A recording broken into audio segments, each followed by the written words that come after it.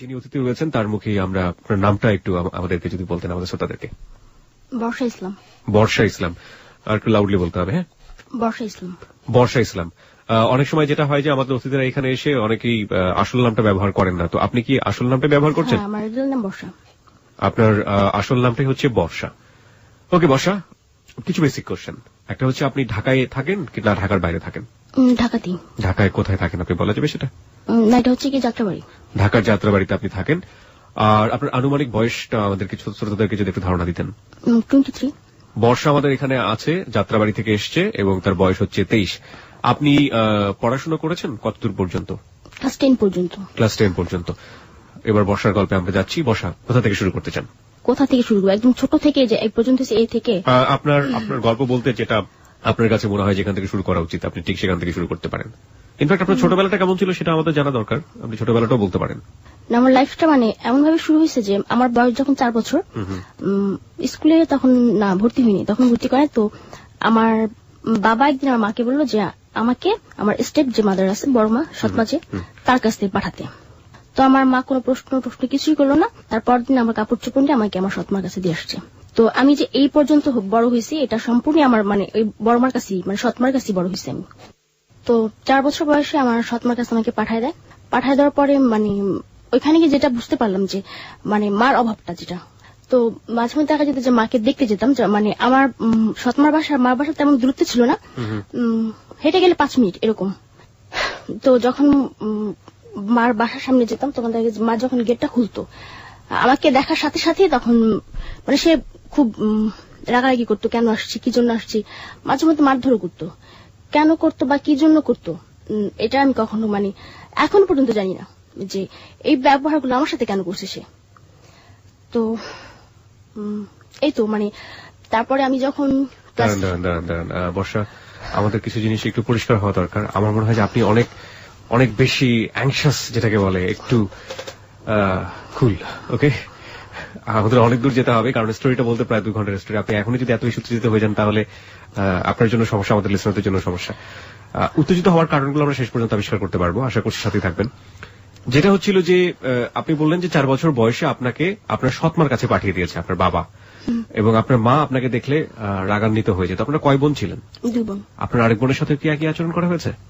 না, ও মার সাথেই ছিল আরো ছোট। আপনি সারা জীবন ধরে কখনো আবিষ্কার করার চেষ্টা করেননি যে এটা কেন করা হয়েছিল? আপনার সৎমা কখনো আপনাকে বলেনি?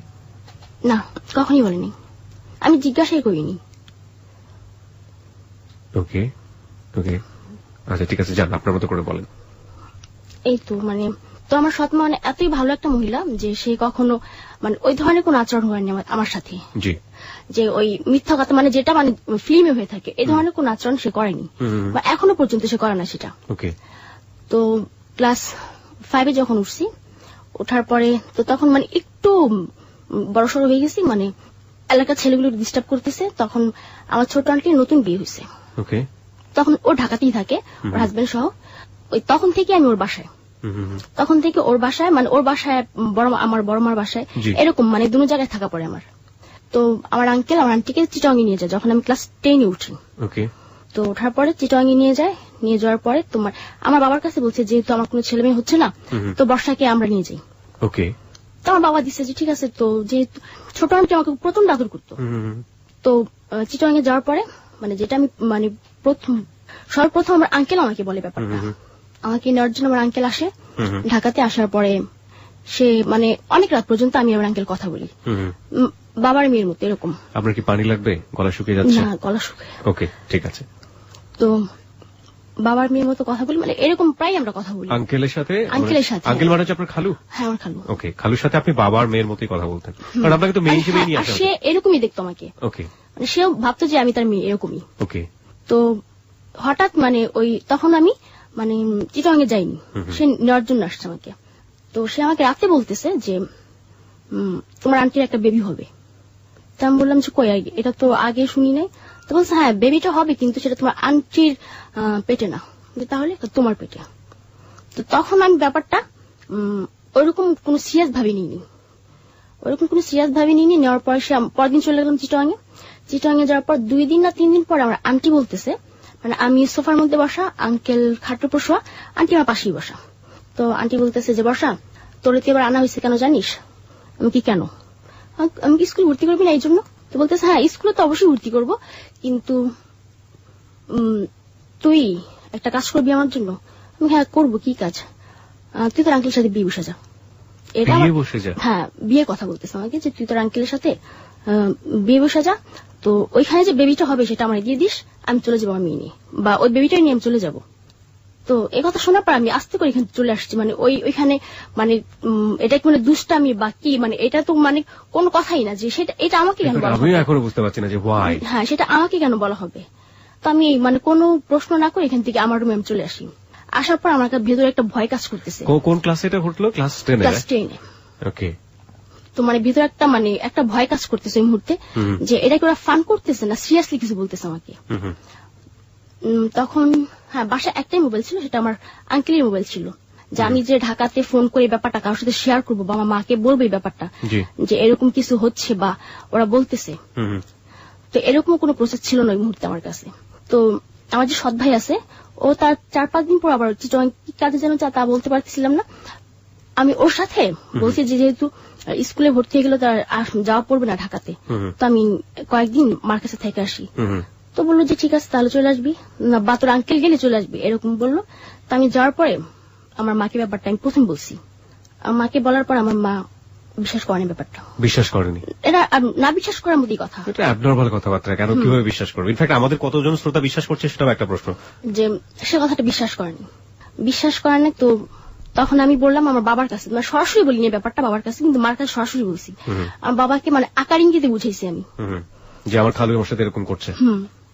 তো আমার বাবা বোঝার পর বললো যে, তারপর আমি আমার সৎমার কাছে ব্যাপারটা বললাম। তো আমার সৎমা বললো যে হতেও তো পারে, ঠাকুরে পাঠায়ও না। এটা আমার সৎমা বলতেছে আমার বাবাকে, হতেও পারে এটা, পাঠায়ও না, ওইখানে থাকুক। তোমার বাবা বললো যে এটা সম্পূর্ণ মিথ্যে কথা, যে তারা আমাকে বিলিভ মানে কোন রকম ভাবে তারা আমাকে মানে বিশ্বাসই করতে চায়নি। তো বললো যে এগুলো সব ওর বানানো কথা, মিথ্যা কথা। ওর খালু মানে কি হয়? আমি তো সেখানে, ওর বাবাই তো সেটা, আর ওর আন্টি তোর মার মতোই। ওর কথা তুমি বিশ্বাস করতেছো? ও ঢাকাতে থাকবে এই কারণে এগুলো বলতেছে। তো যেহেতু বিশ্বাস করে নাই, তখন আমাকে পরদিন সকালে চিটং পাঠাই দিবে। তো তখন বাজে রাত 11:30। 11:30 বাজে আমি বাসা থেকে বের হয়েছি। আমার সাথে তখন 50 টাকা ছিল। তো একটা ডাক্তারের দোকানে গিয়ে মানে জিজ্ঞাসা করলাম সবচেয়ে পাওয়ার কোন ট্যাবলেটটা, ঘুমের ট্যাবলেট। তো বললো যে একটা ট্যাবলেট আছে 100 পাওয়ারের। তো বললাম এটা খেলে কি হয়? যদি বললো যে আমি 10টা খেলে কি হবে? ওই ছেলেটা জিজ্ঞাসা মানে যে ছেলেটার দোকানে বসা ছিল। তো বলতেছে যে যদি 10টা খান তাহলে আর কি হবে? আমার বাসার সামনে স্কুল ছিল, এটার নাম হচ্ছে ধনিয়া একে উচ্চ বিদ্যালয়। তখন মানে আমি ওই স্কুলে ছাত্রী ছিলাম। তো বললো পরদিন আর কি হবে? মসজিদে বলবে যে স্কুলের একজন ছাত্রী সুইসাইড করছে, তাও ঘুমের ট্যাবলেট খাওয়া। তো এই কথা বলার পর আমি চলে আসছি। আসার পরে মানে ঘুমের ট্যাবলেটটা হাতের মধ্যে ছিল। তো বাথরুমে গেছি। বাথরুমে যাওয়ার পরে চিন্তা করতেছি যে কি করব, যে আমি যদি ওইখানে যাই তাহলে দেখা যাবে যে আমার সবকিছু হারাবো আমি, আর তার চাইতে মানে সুইসাইড করা অনেক ভালো। তো আমি করলাম কি মানে ওইটা জানার পর যে 10টা ট্যাবলেট খেলে আমি মানে আমার মৃত্যু হতেও পারে। তো তখন আমি 10টা ট্যাবলেট পুরোটা খাই ফেলছি। 100 পাওয়ার করে হলে 10টা ট্যাবলেটের পাওয়ার হচ্ছে 1000 পাওয়ার। তো খাওয়ার পরে আমার 10 মিনিট পরে আর কোনো সেন্স ছিল না। তো আমাকে মানে যখন আমার ঘুম ভাঙার পর আমি সবচাইতে মানে অবাক হয়ে যাই যখন দেখলাম যে আমি চিটংয়ে আমার রুমে আমি শোয়া। ও মাই গড! যে আমাকে সেই ঘুমের ঘরে চিটংয়ে নিয়ে আসছে। তো তখন থেকে শুরু হয় মানে আমার আঙ্কেল ড্রিঙ্কস করে আসার পর প্রতিদিন এরকম ড্রিঙ্কস। আপনাকে এই যে আপনি 10টা ট্যাবলেট খেয়ে আপনি এরকম অবস্থায় থাকলেন, আপনাকে ডাক্তারের কাছে নেয়নি? না। আপনার তো ক্ষতি হয়ে যাওয়ার কথা, ভয়াবহ রকমের ক্ষতি হয়ে যাওয়ার কথা। ওভাবে আপনাকে ফেলে রেখেছিল ওখানে, মানে কেন এই অ্যাটিটিউড করবে আপনার সঙ্গে? আমি আজ পর্যন্ত জানি না যে কেন করছে, যে আমার সাথে মানে আমার তারও 2টা বোন আছে, ওদের সাথে কেন করা হয়নি। আমরা শ্রোতা আপনাদেরকে একটু অ্যাড্রেস করতে চাই এই গল্পে। আপনারা নিশ্চয়ই বিথির গল্প মনে আছে হ্যালো 8920-তে, যে তারা ভাইদের দ্বারা নির্যাতিত হয়েছিল এবং এখানে এসে অকপটে নিজের ভাইয়ের গল্প বলে গিয়েছিল এবং তার ছোট বোনের জন্য সাহায্য চেয়েছিল। আমরা তখন বিশ্বাস করেছিলাম যে পৃথিবীতে এটাই সবচাইতে বড় ধরনের দুর্ঘটনা। আজকের গল্পটা কোন দিকে যাবে আমরা জানি না, তবে সেই গল্পটা আমাদের বিশ্বাসের শক্তিটা অনেক বড় বাড়িয়ে দিয়েছে, যে মানুষ কোনো খারাপ কিছু যদি করতে চায় সেটার পরিসীমাটা আকাশ সীমা পর্যন্ত। যাই হোক, আপনি দেখলেন যে আপনি চিটাগংয়ে যেখানে আপনার খালার বাসায় যাওয়ার কথা ছিল আপনার সেইখানে গিয়ে এবং আপনি সেই বেডে। ওকে, তারপরে মানে ওই আমার আঙ্কেল ড্রিঙ্কস করে আসে বাসায়। আসার পরে আমার আন্টি বললো যে একা একা কেন করতেছেন, বা মানে এটা তো বাসায় আনলে আমরাও তো করতে পারি। তো আমি জাস্ট ফান হিসেবে মনে করছি যে কি আমার আঙ্কেলকে ড্রিঙ্কস করবে নাকি, তাও বাসায় এনে। আর আঙ্কেল ছিল একজন হাজি, হ্যাঁ হজ করে আসছে সে। পেশায় কি করতো উনি?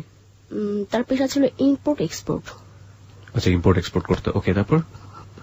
তো আন্টির কথা মতো আমার আঙ্কেল পরদিন একটা বোতল নিয়ে আসে বাসা। আনার পরে আমি, আমার আন্টি, আমার আঙ্কেল, মানে ওই প্রথম আমার লাইফে ড্রিঙ্কস করা ক্লাস 10-এ। তো ড্রিঙ্কস করছি, করার পরে কতটুকু খাইছি মনে নাই। পরে মানে যা শুয়ে পড়ছি, মানে সেন্স ছিল আমার, শুয়ে পড়ছি গিয়ে। তো সেই দিন রাতে ফার্স্ট আঙ্কেল আমার রুমে আসে। আসার পর সে আমার পাশে যে শুয়েছে, তাও আমি বুঝতে পারছি আমার পাশে আমার আঙ্কেল শুয়েছে, কিন্তু আমার গায়ে টাচ করেনি সেদিন। সে গায়ে টাচ করেন। তো অনেকক্ষণ শোয়া ছিল। আমার আন্টি ভাবছে হয়তো আমি ঘুমায় পড়ছি, কিন্তু আমার আঙ্কেল পাশে শোয়ার পরে আমার ঘুমটা ভাঙছে। মানে ঘুম ছিল না, মানে তন্দ্রা ভাবছি এরকম, যে ঘুম আসবে এরকম। তোমার আঙ্কেল যখন পাশে শুচ্ছে তখন আমি টের পাইছি আমার আন্টি আসছে। আসার পর ফিস করে কি বলছে সেটা আমি জানি না, মানে বুঝতে পারিনি যে কি বলছে। তার কিছুক্ষণ পর আমার আঙ্কেল আবার চলে গেল। চলে যাওয়ার পরে তারপর দিন আবার আনছে। মানে এরকম সপ্তাহখানিক চললো, প্রতিদিন ড্রিঙ্কস করতে হবে। তোমার লাস্ট আমি একটা পর্যায়ে মানে বিরক্ত হয়ে গেছি যে এইটা কি, একটা মানুষ কতক্ষণ এটা খেতে পারে। চতুর্থ দিন যেদিন আনছে সেদিন মানে আমি ওকে ঘৃণাই করছি যে আমি খাবো না এটার। কেন খাবি না? আন্টির প্রশ্ন, কেন খাবি না? আমার কাছে ভালো লাগে না, আমি খাবো না। তো বলতেছে যে আমরা খাইতেছি না, আমি খাবো না, আমার কাছে ভালো লাগে না, আমি খাবো না। কারণ এইটা খাইলে দেখা যাচ্ছে আমি ঘুমে থেকে করতেছি। তারপর দিন 10টা-11টায়, ওই সময়টা আমার স্কুলে যাওয়া হইতেছে না। আপনি কি ফিল করতেন ওই সময় খাওয়ার পরে? এটা খাওয়ার পরে কি ফিল করতাম, যে আমার লাইফে একটা চরম দুর্ঘটনা আসবে। আপনার এই টেনশনটা কাজ করতো? এটাই কাজ করতো। আর এতটুকু মানে পর্যাপ্ত পরিমাণে আমি খেতাম যতটুকু পারবো, যাতে আমার সেন্স আমি মানে না হারাই। ওকে, মানে সেন্সটা যেন থাকে। তো ওরা আপনাকে একেবারে সেন্সলেস করতে চাইতো, রাইট? ওকে, দেখা গেছে যে মানে প্রথম তো একটা বোতল আনছে। আনার পর যে একটা বোতলে টোটাল হচ্ছে 3-4টা করে 3টা করে হয়। 3টা করে হয়। আমারটা খাওয়ার পর দেখা গেছে আমার আঙ্কেলটা আমাকে খাচ্ছে, বসে একটু খাই ফেললো আমারটা। আমার আন্টিও একই কথা, আমারটা একটু খাতো। তো মাঝে মধ্যে দেখা গেছে যে আমি রান্নাঘরে নিয়ে ফালাই দিয়ে আসছি। ওরা কথা বলতেছে ওদের মতো, তো রান্নাঘরে নিয়ে ফালাই দিয়ে আসছি। পঞ্চম দিনের রাত্রের দিন, পঞ্চম দিন রাতে আমার আন্টি বলতেছে, আমার বাবার নাম হচ্ছে মালিক, তো আমার বাবার নাম ধরে বলতেছে যে বর্ষার বাবার জন্য আজকে না, মালিকের জন্য আজকে আমার এই অবস্থা, আমি প্রেগনেন্ট হচ্ছি না। তো আমি মনে মনে প্রতিজ্ঞা করছি যে আমি মালিকের মা পাই, বোন পাই, মেয়ে পাই, যাকেই পাই আমার হাজবেন্ডের কাছে রেখে ওইখানে ওরে প্রেগনেন্ট করবো এবং সে বাচ্চা আমি নেব। আর তখন এই ব্যাপারটা তোমার পুরোপুরি বুঝে যায়, তাহলে আমার উপরে সেটা হবে, যেহেতু এরকম করতেছে ওরা। তো ওই দিন মানে দেখা গেছে যে এতটাই খাইছি যে ভয় করতেছিল যে পারবো কিনা, আমি আমার ট্যাকেল দিতে পারবো কিনা, সেন্সটা আমার থাকবে কিনা। তো ওই দিন কিছু হয় নাই। তার মানে লাস্ট যেদিন, ওই দিন ওরা মানে 3টা বোতল আনছে, আমার আঙ্কেল 3টা বোতল আনছে। আনার পরে আমার একটা দিল, আন্টির একটা আর তার একটা। তো বলতেছে যদি পুরো বোতল শেষ করতে না পারো তাহলে এই বোতলের দাম দিয়ে উঠতে হবে। তো আমার আন্টি বলতেছে বর্ষা দিবে কোথা থেকে? তো বললো যে বর্ষাটা না আমি দিয়ে দিলাম যদি না পারে। তো ওই দিন মানে ওই পুরোটা আমি খাইছি। আমি একটু থামাচ্ছি। এই যে আপনি এর আগের দিন বেশ কিছুদিন ধরে খাচ্ছেন, আপনার খালু তো আপনার রুমে আসতো, উনি সেই সময় কি ধরনের আচরণ করতো আপনার সঙ্গে? চেষ্টা করতো কোনো কিছু করার? না, কোনো কিছু চেষ্টা করতেন, এমনি গায়ে হাত দিয়ে শুয়ে থাকতো। ওকে। আর সে যখন গায়ে হাত দিত তখন মানে আমি একটা করতাম যে আমি ঘুম, বা দেখা গেছে মানে গায়ে হাত দিত বলতে মানে আজ অন্য কোনো খারাপ কোনো জায়গায় হাত দিত না, পেটের উপর হাত দিত, এই পর্যন্তই শুয়ে থাকতো। তো লাস্ট যেদিন মানে আমার সাথে ওই ঘটনাটা ঘটবে, তো সেদিন মানে আমি তো চরম সুযোগ পেয়েছিলেন। Let me ask you one thing, সেটা হচ্ছে আপনি তো জানেন যে এই ধরনের ঘটনা ঘটতে যাচ্ছে, আপনি আগে থেকেই জানেন। সো আপনার মাঝখানে অনেক বড় একটা সময় পেয়েছেন, আপনি ইচ্ছে করলে পালিয়ে যেতে পারতেন, আপনি ইচ্ছে করলে একটা বাসা থেকে পালিয়ে অন্য কোথাও চলে যেতে পারতেন। Why don't you try? আমি তখন ভাবছি যে আমি কোথায় যাবো পালায়া, আমার ফ্যামিলি আমাকে বিশ্বাস করতেছে না। এক্স্যাক্টলি, যার ফ্যামিলি তো আমাকে বিশ্বাস, আমি মানে এখান চিটং থেকে পালা কোথায় যাবো, ঢাকা, তার মার কাছে, মানে তারা তোমাকে বিশ্বাসই করতেছে না যে এই ধরনের ঘটনা আমার সাথে ঘটবে, বা তারা করতেছে। তাদের ধারণা যে আমি সম্পূর্ণ মিথ্যা কথা বলছি তাদের সাথে। সৎমা তো বিশ্বাস করে নাই, সৎমার কাছে জায়গা করতে পারতেন, সৎমার কাছে থাকতে পারতেন। না, রাখতো না আমাকে, কারণ আমার বাবাকে আমার যে 2 মা প্রচন্ড বিশ্বাস করে, ভালোবাসে, ভয় পায়, মানে সে যা বলে তাই। তো একটা পর্যায়ে তো মানে যেদিন লাস্ট মুহূর্তে মানে 7 দিনের দিন, মানে আমি পুরো সেন্সিন এটা আমি জানি যে আমি আমার রুমে কি হয়ে গেছে তাও আমি জানি না, কিন্তু মানে খাওয়ার আগে আমি, কারণ আমি জানি যে আজকে কিছু একটা হবে, যেহেতু 3টা বোতল আজকে আনছে।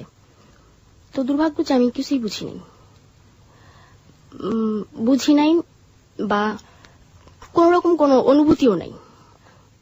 তো মানে 2 মাস পরে দেখলাম যে পিরিয়ড যেটা মেয়েদের, এটা বন্ধ হয়ে গেছে, আমার বন্ধ হয়ে গেছে। তো তখনও বুঝতে পারছিলাম না যে আমার পিরিয়ড কেন বন্ধ। তো আমি আমার যে সৎবোন আছে, ওর তখন বিয়ে হয়েছে, নতুন বিয়ে হয়েছে, ও প্রেগনেন্ট। তো ভাবলাম যে ও যেহেতু প্রেগনেন্ট, তাহলে আমি যদি প্রেগনেন্ট হই তাহলে অবশ্যই বলতে পারবে। তো জিজ্ঞাসা করলাম, আচ্ছা মেয়েদের কি পিরিয়ড বন্ধ হয় কখনো? তো বললো যে হ্যাঁ, মাঝে মধ্যে বন্ধ হয়, 2-1 মাস এরকম বন্ধ থাকে এটা। তো বললো কেন? আমি কিনা এমনিতেই। 3 মাস চলে গেল, কোনো কিছু হচ্ছে না। তো কি করবো, কার কাছে বলবে ব্যাপারটা আমি? তো যেহেতু এটার জন্য দেয় আমার আঙ্কেল, অবশ্যই সে জানে। তখন মানে আমি আমার আঙ্কেল সেদিন মানে নিজে থেকে বলছে যে আজকে আমি রিং করবো। তোমার আঙ্কেল আমার দিকে তাকায় রয়েছে অনেকক্ষণ, তাকার পর বলছে ঠিক আছে আনবো। তো সে আনছে। আনার পর আমার কথা হচ্ছে যে মানে ওই মানে স্বাভাবিক অবস্থা তাকে আমি ব্যাপারটা বলতে পারবো না যে আমি প্রেগনেন্ট বা আপনি আমার সাথে কিছু করছেন কিনা, এটা বলতে পারবো না। তো দেখা গেছে যে একটু অ্যাবনর্মাল হয়ে ব্যাপারটা বলতে হবে তাকে আমার। খাওয়ার একটা পর্যায়ে যখন আমার আন্টি বাথরুমে গেছে, তখন আমি তাকে জিজ্ঞাসা করছি যে আপনি আমার কাছে সত্যি কথা বলবেন? তো বললো যে হ্যাঁ বলবো, কি হয়েছে, আপনি কার সাথে কিছু করছেন? তো সে আমার দিয়ে অনেকক্ষণ তাকানোর পরে সে মানে হ্যাঁ না কিছুই বলতেছে না। কেন, কি সমস্যা? আমার মনে হচ্ছে আমি প্রেগনেন্ট। তো আমার আঙ্কেল তখন বললো যে সে শুধু হ্যাঁ বললো। সে হ্যাঁ বলার পর আমি আমার রুমে চলে গেছি। তো আমার আন্টিরও হয়তো ব্যাপারটা আমার আঙ্কেল বলছে যে বর্ষা প্রেগনেন্ট। তো এটা যখন বলছে, তো আমার আন্টি জানে কিনা তা আমি জানতাম না, আন্টি জানে কিনা। তো 4-5 দিন পরে আমি মানে আমার ঘুম ভেঙে গেছে, এমনি শুয়েছি। তো আমার রুমে ছিল ডাইনিং টেবিলটা, আঙ্কেল নাস্তা খেতেছে, আন্টি বলতেছে যে আমরা যেটা প্ল্যান করছিলাম সেটা হয়েছে, কিন্তু যখন বাচ্চাটা যখন প্রসব করবো ওকে দেবে এই বাচ্চাটা? আমার আঙ্কেল বলতেছে যেহেতু ওর বিয়ে শাদী হয় নাই, অবশ্যই দিয়ে দেবে, আর এটার জন্য ওরে কিছু একটা আমরা দেবো। তখন আমার আন্টি বলতেছে যে আপনি তাহলে একটা কাজ করিয়েন, ওর জন্য খুব ভালো একটা ছেলে দেখিন যাতে আমরা ওরে বিয়ে শাদী দিতে পারি। তোমার আঙ্কেল অফিসে চলে গেছে। তো আমি তখন মানে পুরোপুরি সরে গেলাম যে আমার আন্টি ব্যাপারটা জানে, এবং আমার আন্টির প্রশ্রয়ে আমার আঙ্কেল আমার রুমে আসছে। একটা জিনিস খটকা লাগবে সবার কাছে, সেটা হচ্ছে একটা মেয়ে যখন প্রেগনেন্ট হয় তার শারীরিক অবয়ব চেঞ্জ হয়। তারা যে প্ল্যানটা করেছে আপনাকে প্রেগনেন্ট করে আপনার কাছ থেকে বেবিটা নিয়ে নিবে, এখন কথা হচ্ছে যে আপনি যে অবস্থায় আপনার শরীরে যে চেঞ্জটা হতো সেই অবস্থায় কি আপনি নিঃসন্দেহে যে কোনো জায়গায় তাদের এগেইনস্টে ক্লেইম করতে পারতেন, বা আপনার ফ্যামিলি যে আপনাকে বিশ্বাস করতো না সেইটা আপনি দেখায় বলতে পারতেন যে দেখো আমার কি করেছে বা কি অবস্থা, এরকম সুযোগ তো ছিল না? আমাকে মানে আমি এটা মানে 7 মাস পর্যন্ত আমি মানে গর্ভে ধারণ করছি। ওকে, যাই আমরা সিরিয়ালি যে গল্পে একের পর এক কি হয়। তারপর তো যখন 3 মাস, তো আমি আমার আঙ্কেল বাসা আসার পরে আমি তখন জানলাম যে আমার আন্টি ব্যাপারটা সম্পূর্ণ জানে, এবং ওর প্রশ্রয় এটা হয়েছে।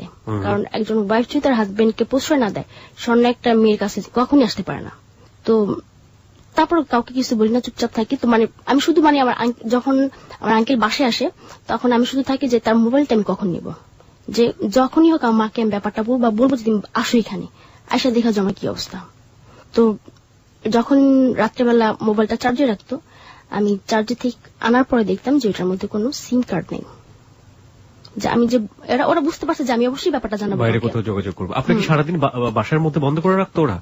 আপনাকে স্কুলে কোথাও ভর্তি করেনি? ভর্তি করছি কিন্তু যাওয়া হয়নি আমার। আপনাকে যেতে দেয়নি কখনো? যেতে দেয়নি কখনো, বাসার মধ্যেই ছিলাম। তো আমার 4 মাস হয়ে গেছে। 4 মাস যখন হলো তখন আমি আমার আঙ্কেলরে বলতেছি যে আপনি যদি এটার কোনো ব্যবস্থা না করেন তাহলে আমি সুইসাইড করবো। সুইসাইড বুঝেন? আমি সুইসাইড করবো। তোমার আঙ্কেল বলতেছে যে সমস্যাটা কি, তোমার আন্টির কাছ থেকে থাকবে তাই না, দিয়ে দাও। তা আমি বলছি যে না, আমি দেবো না, এটা আমি এটা জন্মই দেবো না। আপনি যা করার একটা কিছু তা না হলে কিন্তু আমি এইখানকার সবারই ব্যাপারটা বলে দিব। আপনি কি চাচ্ছেন যে আপনার মান সম্মান এখান থেকে হারায় যাক? কারণ তারা খুবই সম্মান করতো সবাই এখানে। তো আঙ্কেল একটু ভয় পায় যাওয়ার পর বলছে আচ্ছা ঠিক আছে আমি দেখতেছি। দেখো, তো সে রাতটা আসার পর আমার জন্য 2টা ট্যাবলেট নিয়ে আসছে যে প্রেগন্যান্সি নষ্ট হওয়ার জন্য। তো নিয়ে আসছে, আনার পর সে আমাকে দিচ্ছে। তারপর বললো তোমার আন্টি যাতে না দেখে, এটা বলছে যে তোমার আন্টি যাতে না দেখে তুমি 2টা আজকে একটা খাবা, রাতে, কালকে রাতে একটা খাবা। তখন আপনার প্রেগন্যান্সির কত মাস চলছিল? 4 মাস। ওকে, 4 মাস চলতেছে। তখন খাওয়ার পর দেখলাম যে কোনো কিছুই না। তোমার আঙ্কেলটা আবার ব্যাপারটা বললাম যে কিছুই হয়নি। তো বললো যে, তখন আমার কাছে মনে হলো যে এটা হয়তো তাহলে আমার আঙ্কেল ওই ধরনের কিছু আনে নাই, এমনিতে হয়তো অন্য কোনো ট্যাবলেট আনছে সেটা। তো একদিন নিচে গেছি আমি, দোকানে পাঠাইছে আন্টি আমাকে, কি জন্য মানে দোকানে পাঠানোর পর ওই ট্যাবলেটের খোসাটা আমি নিয়ে গেছি। তো নিয়ে যাওয়ার পর ডাক্তারে দেখলাম যে এটা কিসের ট্যাবলেট। তো বললো যে এটা কে খাইছে। ডাক্তার বলছে এটা কে খাইছে। আমি তোমার আন্টি, এটা তো প্রেগন্যান্সি নষ্ট হওয়ার ট্যাবলেট। সে কি এটা জেনে খাইছে না জেনে খাইছে? আমি না জেনে খাইছে সে, কিন্তু মানে তার তো কিছু হয়নি, এর জন্য মানে আমি মানে তাকে আমার বলছে জিজ্ঞাসা করার জন্য। তো আমি তো হচ্ছে না কেন, তাহলে তো পিরিয়ড হওয়ার কথা, হয় না। তারপরে 6 মাসে পড়ে গেল, 5 মাস 6 মাসে কেটে গেল। তারপরে সে আরেকটা ওষুধ এনে দিছে, সেটাও কোনো কাজ হয়নি। তারপরে মানে কি করবো এই মুহূর্তে, আমি শুধু আমার আঙ্কেলের প্রেশার কি করি, কারণ আমি আন্টির সাথে কোনো কথাই বলি না, মানে ওই ব্যাপারটা নিয়ে আমি কোনো কথা তার সাথে বলিনি কখনো। আঙ্কেল যখন বেশি প্রেশারে পড়ে গেছে আমার উপর যে আপনি যদি মানে এই কয়েকদিনের মধ্যে কিছু না করেন এটা, মানে তখন মানে আমি যে প্রেগনেন্ট আমি মানে বুঝতেছি, বোঝা যাচ্ছে, মানে দেখলে বোঝা যাচ্ছে যে আমি প্রেগনেন্ট, যে 7 মাসে পড়ে গেছে। তো তখন প্রেশার দিছে যে বললাম যে আপনি যদি কিছু না করেন তাহলে আপনি অবশ্যই চান না যে আপনি এখান থেকে মান সম্মান হারাক, আর এখানে সবাই দেখতেছে আমি কিন্তু বাসা থেকে বের হই না, বা আপনারা অনেক কিছু একটা বলবেন পারবেন না, আমি যাবো তাই কিন্তু হবে। তোমার আঙ্কেল করলো কি, আন্টির সাথে হয়তো ব্যাপারটা শেয়ার করছে। শেয়ার করার পর আন্টির একটা বান্ধবী ছিল, নাম রাবিয়া, মেয়েটা চিটং এর ছিল। তো ওই রাবিয়ার কাছে ব্যাপারটা, রাবিয়াকে ফোন করছে, ফোন করে বলছে যে রাবিয়া তুই একটু বাসায় বসাতে একটা অঘটন ঘটায় ফেলছে, এখন যেহেতু আমার এখানে আছে আমার এই ব্যাপারটা দেখতে হবে। এটা আমার আন্টি বললো। তোমার আন্টি আমার বললো যে ভুলেও যাতে রাবিয়া না জানে যে ব্যাপারটা কি, তুই বলবি তুই ঢাকা একটা ছেলের সাথে প্রেম করছিস, ওইখানে ওর সাথে ছিলি, তখন তুই প্রেগনেন্ট হয়েছিস, এটা আমার শিখাই দিল। তো রাবিয়া আন্টি আসছে, আসার পরে রাবিয়া আন্টির কাছে সব ব্যাপারটা মানে আন্টি বলছে। তো বলার পর রাবিয়া আন্টি বললো যে বর্ষা তুমি শিক্ষিত মেয়ে, তুমি এই ভুলটা কিভাবে করলা। তো আমি চুপচাপ কিছুই বলিনি। তো সে আমার নিয়ে গেল একটা মহিলার কাছে, মানে সে এগুলোর কাজ মানে অ্যাবর্শন করতে পারে। তো সেখানে নিয়ে গেল। তো সে আমাকে একটা বেডে শোয়ালো, শোয়ানোর পরে সে পেটে হাত দিল, পেটে হাত দিয়ে বললো যে বাচ্চা তো অনেক বড় হয়ে গেছে, 7 মাস হয়ে গেছে, তার 3 মাস থাকলেই তো হয়, কেন ফালাবা, সেটা আমার বলতেছে। তখন রাবিয়ানকে আবার আমরা বললো যে ওইখানে যদি প্রশ্ন করো তোমার হাজবেন্ড কই, তাহলে বলবা যে তোমার হাজবেন্ড আরেকটা বিয়ে করছে, এই জন্য তুমি বাচ্চাটা রাখতেছো না, নষ্ট করে ফেলবা। তো সে বলতেছে যে 7 মাস হয়ে গেছে, রেখে দাও, 3 মাস পর তেমনি হবে। তখন আমি বললাম যে না, আমার হাজবেন্ড তো একটা বিয়ে করছে, এই জন্য আমি রাখবো না। তো রাবিয়ানটি বললো যে এটা যেভাবে মানে নর্মালি করাতে হবে। তো মহিলা বললো যে 7 মাস হয়ে গেছে, এটা কিও নর্মালি করি আমরা, আর যদি নর্মালি করে দেখা যাবে যে ওর একটা সমস্যা হবে। তো বলতেছে না নর্মালি করাতে হবে, কারণ যদি সিজারে করাতে যাই ও সিজার করাবে না, কারণ আমি আনম্যারিড, এটা তো আর ওই মহিলা জানে না। তো বলছে না সিজারে করাবে না, যেভাবে হোক নর্মালি করান এটা। তো বলতেছে যে না নর্মালি আমাদের পক্ষে সম্ভব না, তাহলে তুমি অন্য কোথাও নিয়ে যাও, যদি নর্মালি কেউ করতে পারে সেখানে নিয়ে যাও, যেহেতু 7 মাস হয়ে গেছে, মানে আর 3 মাস লাগে, সেখানে একটা ছিল যে নর্মাল হতে, কিন্তু হ্যাঁ আর 7 মাস যেহেতু এটা নর্মাল কিভাবে হয়, 2 মাস বা 3 মাস, হ্যাঁ ঠিক আছে। তো বলতেছে যে ঠিক আছে। তো ওইখান থেকে আমরা নিয়ে আসা পড়ছে, যেহেতু সে করবে না, সে রিস্ক নিল না। তারপর আমাকে আবার বাসায় নিয়ে আসছে। বাসায় আনার পর আমার আন্টির সাথে রাবি আন্টি কথা বললো যে আপা ওরা করতে চাচ্ছে না, নর্মালি করবে না, সিজারই বলতেছে। তখন আন্টি বলতেছে এটা কিভাবে সম্ভব, ও তো আনম্যারিড, তো এই সিজারের একটা দাগ থাকবে, কাটা দাগ, তখন ওর হাজবেন্ডের কি বলবে যে কাটা দাগটা, আর সিজারটাই আলাদা থাকে। তো তখন আন্টি বললো ঠিক আছে, মানে রাবি আন্টি বলতেছে যে আমি দেখি আমার একজন আছে, আমি ওইখানে একটু ফোন করে দেখি। তো সে একটা মহিলাকে ফোন করছে। তো মহিলা বললো যে ঠিক আছে নিয়ে আসো। নিয়ে গেছে, মানে সেটা লালখান দিঘির বাজার বলে চিটং এর, ওইখানে নিয়ে গেছে আমাকে। নিয়ে গেছে একটা হিন্দু মহিলা। তো ওই হিন্দু মহিলার বাসায় নিয়ে যাওয়ার পরে তো সে আমাকে দেখলো, দেখার পর একই কথা, 7 মাস হয়ে গেছে, কেন ফালাবা, রেখা দাও। তো বললাম যে না। তোমার আন্টি বলতেছে যে না, ওর হাজবেন্ড আরেকটা বিয়ে করছে, আর ই করবো না, ওর কাছে রাখবো না, ডিভোর্স দিয়ে দিবে, তোর বাচ্চা রেখে কি করবে, এর জন্য ফালাই দেবে। তো ঠিক আছে। তারপর মানে যে অ্যাবর্শন করবে, যে মহিলা, মানে যে ডাক্তার মেইন, সে মহিলা আসলো। আসার পর আমাকে আরেকটা বেডি নিয়ে গেল। বেডি নিয়ে যাওয়ার পরে অ্যাবর্শন করলো। অ্যাবর্শন করার পরে সে, আমি একটু থামতে চাই, আপনার ওই সময় কিছু মেমোরি আছে যদি আমাদের সাথে শেয়ার করেন, কি হয়েছে আপনার সঙ্গে? না, একদম ডাক্তার একটা রোগীর সাথে কি করতে পারে? এক্স্যাক্টলি, আমি জানতে চাচ্ছিলাম যে সুষমাকে আপনি সেন্সলেস ছিলেন? না, কারণ ওই সময়টা তো বেবি আলটিমেটলি, সো আপনার না, সাথে সাথে বেবিটা হয়নি। ওকে, কি করছিল তারা তখন? মানে তারা ওই কি ছুরি কাছে অনেক কিছু নিয়ে আসছে, আনার পর একটা ছোট্ট একটা বেডি নিয়ে গেল আমাকে। নিয়ে যাওয়ার পর একটা আয়া ছিল, আয়াটার বললো জোর। তো আপনার ভয় লাগছিল না যে আপনার শরীর থেকে কিছু একটা বের করছে এবং এত বড়? তখন মানে শুধু ব্লাড বের করছে, শুধু ব্লাড বের করছে। তো 24 ঘন্টার মধ্যে নর্মাল ডেলিভারি হবে। ওকে ওকে ওকে, মানে 24 ঘন্টার মধ্যে মানে ব্লাড গুলো আগে বের করে ফেলছে। তো মানে তখন ওই যখন ব্লাড গুলো বের করতেছে তখন মানে প্রচন্ড ভাবে মানে পেন হচ্ছিল। তখন আমি বলতেছি যে আমি বাচ্চাটা নষ্ট করবো না, আমি রাখবো, আপনারা আমাকে ছেড়ে দেন, আমি রাখবো। তো মহিলাটা মানে যে ডাক্তার সে বলতেছে এই মেয়ে চিল্লাবা না, বের করে দেবে কিন্তু।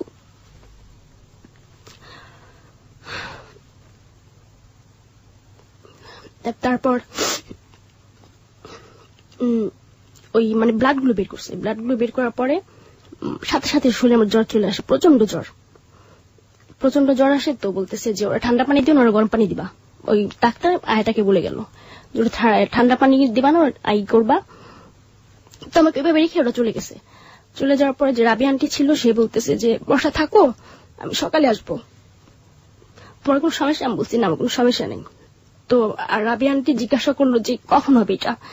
তো বললো যে 24 ঘন্টার মধ্যে যদি হয় তাহলে তো হইলি, আর না হলে সিজার করতে হবে ওর। রাতে প্রচন্ড জ্বর, একটা ইঞ্জেকশন দিয়ে গেল আমাকে, 2টা ইঞ্জেকশন দিয়ে গেছে। বলছে যে তোমার যখন ব্যথা উঠবে তখন তুমি আমাকে ডাকবা। ওই ডাক্তার মহিলাটা বললো যে ব্যথা উঠলে আমাকে মানে ডাকবা, আর 24 ঘন্টার মধ্যে অবশ্যই এটা নর্মাল হয়ে যাবে। তো তার 24 ঘন্টা পার হয়ে গেছে। তারপর দিন মানে সন্ধ্যাবেলা অ্যাবর্শন করছে আমাকে।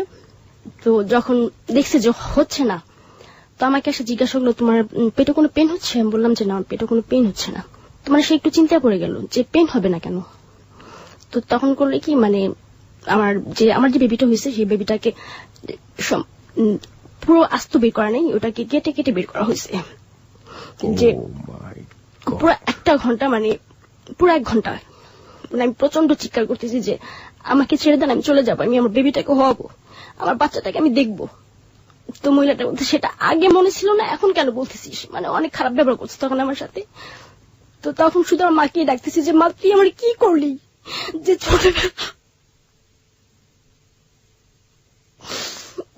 ছোটবেলা থেকে তুই আমার কাছে রাখলি না, এখন আবার এরকম একটার মধ্যে ফালাইলি তুই আমারে। তো তখন মারে প্রচন্ড ডাকতেছে যে মা তুই একবার এসে আমারে দেখা যা।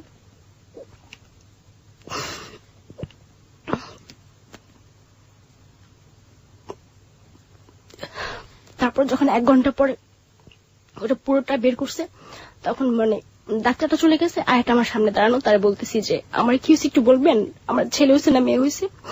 তো সে বলতেছে তোমার না খুব সুন্দর একটা মেয়ে হয়েছে, তোমার মতোই দেখতে, এটা কেন ফালাইলা তুমি? তখন আমার কোনো ভাষা ছিল না যে আমি কি বলবো, যে অ্যাকচুয়ালি এটা আমি কি, জোর তো কোনো বাবাই নেই, আর আমার সাথে কেন এটা করলো? এরকম আমি 15 দিন অসুস্থ ছিলাম। পরদিন না, তখন তার কিছুক্ষণ পর রাবি আন্টি আসার পরে এসে আমাকে বললো যে বর্ষা হয়েছে? তো বললাম যে হ্যাঁ হয়েছে। তো বললো তাহলে চলো। তো সে আমাকে মানে আমি উঠে যে দাঁড়াবো এর ধরনের কোনো ছিল না আমার হাত পা প্রচন্ড কাঁপতেছিল যে উঠা যে বাইরে বের হবো। তখন আন্টি বলতেছে তুমি দাঁড়াতে পারতেছো না? বললাম যে না, আমার খুব কষ্ট হইতেছে দাঁড়াইতে। তো সে আমার ধুয়ে বাইরে নিয়ে গেছে। বাইরে নিয়ে যাওয়ার পর একটা সিএনজি করে বাসায় নিয়ে গেছে। বাসায় যাওয়ার পরে দেখলাম যে আমার আন্টি সবকিছু আগে থেকে গোছায় রাখছে। তো গোছায় রাখার পরে আন্টি আমাকে বিছানায় শোয়াইছে। শোয়ানোর পরে এখন রাবিয়ারে জিজ্ঞাসা করতেছে যে কি ব্যাপার, কি হয়েছে, ও এত অসুস্থ হয়েছে কেন? তো বলতেছে যে ছোট মানুষ না, একটু অসুস্থ হবেই। তো বলতেছে যে কি হয়েছিল ওর? তো বললো যে মেয়ে হয়েছিল শুনছি। তো বললো যে কেমন? তখন আমি তো রাবি আন্টি বলছি যে এটা কেটে কেটে বের করছে, সম্পূর্ণ ঈদ করে বের করা নেই। তারপর এরকম 15 দিন অসুস্থ বাসাতে, অসুস্থ থাকার পরে মাঝখানে আপনি আপনার বাড়িতে যোগাযোগ করেননি? বাড়িতে জানানোর যাওয়ার তো হয়ে গেছে, এখানে আর যোগাযোগ করে কি লাভ? ইনফ্যাক্ট আপনার সাথে যে আচরণগুলো করা হচ্ছে আপনি আপনার মাকে আপনার বাবাকে জানাননি? এই হোয়াটএভার ইট ইজ, সেই সময় তো আপনার সুযোগ ছিল জানানোর, আপনি জানাননি? না, আমি 15 দিন অসুস্থ থাকার পরে ঢাকা আসছি। ঢাকা আসার পরে মা বলতেছে যে কি ব্যাপার তোর এমন দেখাইতেছে কেন, অনেক শুকাই গেছে আগের থেকে। This track was downloaded from FusionBD.com. কেমন যেন রোগা রোগা লাগতেছে। তো তখন আমার কাছে কিছুই বলি নাই। তো আমার আবার চিটংয়ে পাঠিয়ে দিবে তারা। মানে তারপর মানে আমার আঙ্কেল ট্রেনে নিয়ে আসছে আমাকে। তো সে মানে আসার যাওয়ার টিকিট কেটে রাখছে। না সরি, আসার সময় আমরা ট্রেনে আসছি চিটং থেকে ঢাকায়। তো আঙ্কেল বলতেছে যে আমি তো কালকে চলে আসবো, তো তুমি আসবে না আমার সাথে? তো আমার কথা হচ্ছে আমি একবার ঢাকা যাই, তারপরে আসা না সেটা আমার উপরে। তো বললাম যে হ্যাঁ আসবো, কারণ এই কথাটা যদি এই মুহূর্তে না বলি তাহলে দেখা যাবে আমাকে আনবে না, সে যে কোনো একটা অজুহাতে সে আমাকে রেখে আসবো এখানে। তো বলে হ্যাঁ আপনার সাথে আমি চললাম, এখান থেকে কি করবো? তো তখন ঠিক বলে ঠিক আছে তাহলে আমরা আসার সময় বিমানে চলে আসবো, সেটা বললো আমাকে। তো সে চিটং থেকে বিমানের টিকিট কেটে রাখছে। তো তারপরে ঢাকা আসলাম। আসার পরে আমার আঙ্কেল বলতেছে যে আজকে থাকো, কালকে এসে আমি তোমার নিয়ে যাবো এখান থেকে। বললাম আচ্ছা ঠিক আছে। তো শুধু একটা রাতই পাচ্ছি আমার মার মানে কথাগুলো বলার জন্য। তো রাতের বেলা আমি মার পাশে যেয়ে বসছি। তো মা আমার সাথে কথাবার্তা বলতেছে, ওরা কেমন আচরণ করে, তার তো বোন, তার তো মানে সে তো কখন ধারণা করেন যে তার মেয়ের সাথে এই ধরনের বিহেভ সে করবে। তখন আমার কাছে আমি ব্যাপারগুলো বলি যে আমার সাথে এই ঘটনা করা হয়েছে মা। তখন দেখি মা খুব কান্না করতেছে যে আমি কার কাছে কি দিলাম, এমন তো না যে আমার ঘরে ভাতের অভাব, টাকা পয়সার অভাব, যে আমার মেয়েটাকে রাখতে পারতেছি না, কোনো কিছুই না। তোর ছেলে মেয়ে নাই বিধাই তো আমি তোর কাছে দিছি আমার মেয়েটারে, আর তুই আমার মেয়েটা এরকম একটা সর্বনাশ করলি, মানে এটা কাঁদতে চাস, সে বলতেছে একা একা। তখন বলতেছে যে দেখি তুই যে 7 মাসে প্রেগনেন্ট ছিলি, তোর তলপেটের কি অবস্থা দেখি। তখন আমি আমার মাকে দেখালাম। তো মা দেখে খুবই কান্না করতেছে যে এটা কি, আমার আন্টি নামে শেলি, যে আরে শেলি তুই এটা কি করলি আমার মেয়ের, তুই আমার মেয়ের জীবনটা এভাবে নষ্ট করে দিলি। তো তখন বলতেছে আমি তোরা কখনো পাঠাবো না। তখন আমি মা বলতেছি কেন পাঠাইবা না, যাবার তো হয়েই গেছে, এখন পাঠাও। আমার তখন বিশ্বাস করে তোমরা। আমার আঙ্কেল তারপর দিন আসছে। আসার পরে মা সরাসরি তারা কিছু বলে নাই, যে কিছুই বলে নাই, বা তার প্রতি একটা ক্ষোভ রাগ আছে এটা সে বুঝতেই দেয়নি। তো বললো যে বর্ষা যাবে না, বললো যে না বর্ষা যাবে না, কয়েকটা দিন পরে যাক। অনেকদিন পরে আসছে, মানে তখন টোটাল 7 মাস পরে আমি আসছি, মানে ওইটা অ্যাবর্শন হওয়ার পর সুস্থ হয়েছে, তারপরে তো ঢাকাতে আসছি, প্রায় 8-9 মাস পরে আমি ঢাকাতে আসছি। তো মা বলতেছে যে অনেকদিন পর আসছে, আমার সাথে কয়েকটা দিন থাকুক। এটা হচ্ছে 2008-এর ঘটনা, এই আমার অ্যাবর্শন এই বাবুটা। তো 2008 মানে এটা শেষের দিকে। বাবাকে ওই মুহূর্তে বলে নাই? হ্যাঁ, বাবাকে প্রথমে বলে নাই। মানে বাবা যখন জানতে চাইলো যে চিটং যাচ্ছে না কেন, তখন বলছে না ওরা পাঠাবো না। কেন? আমার সামনে কিছু বলে নাই, হয়তো রাতের বেলা শুয়ে শুয়ে কথাগুলো তাকে বলছে। তখন আমার বাবা বললো যে এটা কেন করলো ওর সাথে। তাই আমি মাকে বলছি যে আমার বাবার কারণে আজকে আমার এই অবস্থা। না, এটা আমি আজও পর্যন্ত জানি না। আর সে আমার বাবা বিধায় আমি তাকে আজও পর্যন্ত সেই প্রশ্নটা করতে পারিনি যে তুমি ওর সাথে কি করছিলা, যে যেটা খেসারত আমার দিতে হইল। ওকে, আপনার কাছ থেকে জানি। জানার পর মানে বাবা যতটুকু বললো যে যদি অপরাধ করে থাকি সেটা আমি করছি, তো এটা কেন করবে, তো আমার মেয়ের উপর এটা কেন করবে, এটাই কি ওর ভিতরে ছিল যে আমার কাছে মানে ভালো মানুষই দেখায় আমার মেয়েটা আমার কাছ থেকে নিয়ে যাবে। তো বাবা বললো যে ঠিক আছে তাহলে ওরা পাঠানোর দরকার নেই, এখন ও কি করতে চায় ওরে জিজ্ঞাসা করো, যে এখন আমি আমার লাইফটাকে কোন দিকে মানে ঘোরাতে চাচ্ছি সেটা আমার বাবা আমার মাকে বলতে বলছে যে এখন আমি কি করব। এখন মা বলতেছে যে তোর লাইফে যেটা হয়ে গেছে এটা জাস্ট একটা অ্যাক্সিডেন্ট মনে কর, তুই বা স্বপ্নের মধ্যে ছিলি, তুই কোনো ধরনের প্রতিশোধ নেওয়ার কোনো চিন্তা করলো না? না, মানে কোনো ধরনের প্রতিশোধ বা এই ব্যাপারটা যে আমি আমার বাবা মাকে বলছি, মানে এটা আমার বাবা ওদেরকে বুঝতে দেয়নি, যে ব্যাপারটা ওরা জানে যে আমার মা বাবা এটা মানে এরা জানতেছে, আমার ফ্যামিলি ওরা জানতেছে, এটাও বুঝতে দেয়নি। ওরা আসছে মানে আমাদের বাসার চিটং থেকে বেড়াতে আসছে, তারপরও মানে ওদের সাথে মানে ওই ধরনের কোনো বিহেভি বুঝতে দেয়নি যে আমার মেয়ের সাথে এত বড় একটা ঘটনা করছে, তোদের কেন আমি কথা বলবো, মানে আগের মতোই আচরণ করছে ওদের সাথে। তো মামাকে বললো যে এখন তুই কি করবি, তোর গ্রামে পাঠাই দে, মানে বরিশাল, আমাদের গ্রামে বাড়ি বরিশাল। তো বললো যে তাহলে এক কাজ করি, তুই গ্রামে চলে যা, ওইখানে থাক কয়েকটা দিন, তোর ভালো একটা ছেলে দেখে বিয়ে দিয়ে দিই। তো এই কথা মানে বিয়ের কথা বলার পর তো আমি তাকে ভালো মন্দ কিছুই বলিনি মাকে, যে আমি কি করব বা কোনো সায় দিইনি কথাতে। তো তার কয়েকদিন পর আমার স্টেপ মাদার আসে, মানে সে ব্যাপারটা জানে যে আমার সাথে এরকম একটা ঘটনা ঘটছে। মানে দেখা গেছে যে আমার মার ফ্যামিলির, আমার মামা, তারা মামিরা, তারপরে যে আমার মার যে খালা আছে, এরা সবাই ব্যাপারটা জানছে, এবং জানার পর আমার ছোট আন্টি সবাই খুব ধিক্কার দিছে যে এটা ওর সাথে কেন করলি, একটা বাচ্চা পালকান তুই, বাচ্চা তো পালকও পাওয়া যায়, এ তো তোর ভাগ্নি ছিল, তোর বন্ধু ছিল, তোর মেয়ের মতোই তো ছিল, তোর মেয়েই তো এটা। সবাই ব্যাপারটা জানছে। তো ওরা যখন বুঝতে পারলো যে ব্যাপারটা সবাই জানাজানি হয়ে গেছে, আমি বলে দিছি ব্যাপারটা, তখন আমার আন্টি শুধু এতটুকুই বললো যে এটা যে তোর আঙ্কেল তোর সাথে করছে তার প্রমাণ তুই কি দিবি, তার কোনো প্রমাণ দিতে পারবি তুই যে তোর আঙ্কেল এটা করছে তোর সাথে? তখন আমি এতটুকু বললাম যে যদি এটা আমার আঙ্কেল না করে থাকে তাহলে তোরা কেন এতটা করবি আমার জন্য? তাহলে তো আমার আব্বা বা আমার মাই বলতে পারতে যে দেখ তোর মেয়ে কোথা থেকে কি করছে, এখন আমরা এটা কি করবো। Exactly, that was great point. এটা আমি আন্টিকে বললাম, মানে আমার আন্টির সাথে আমার তুই সম্পর্ক ছিল, মানে ছোটবেলা থেকে তুই সম্পর্ক। ও তখন ও আমার একটা কথা বললো যে আমি এখনো বিশ্বাস করতেছি না যেটা তোর আঙ্কেলের ছিল, এটা বললো সে আমাকে, যে আমি এখনো বিশ্বাস করতেছি না। আমি তোর ধারণা কি তাহলে এটা আমি ঢাকা থেকে নিয়ে গেছি, বা আমি কোন সাথে তোমার সম্পর্কে এ ধরনের কিছু মানে বলবি তুই?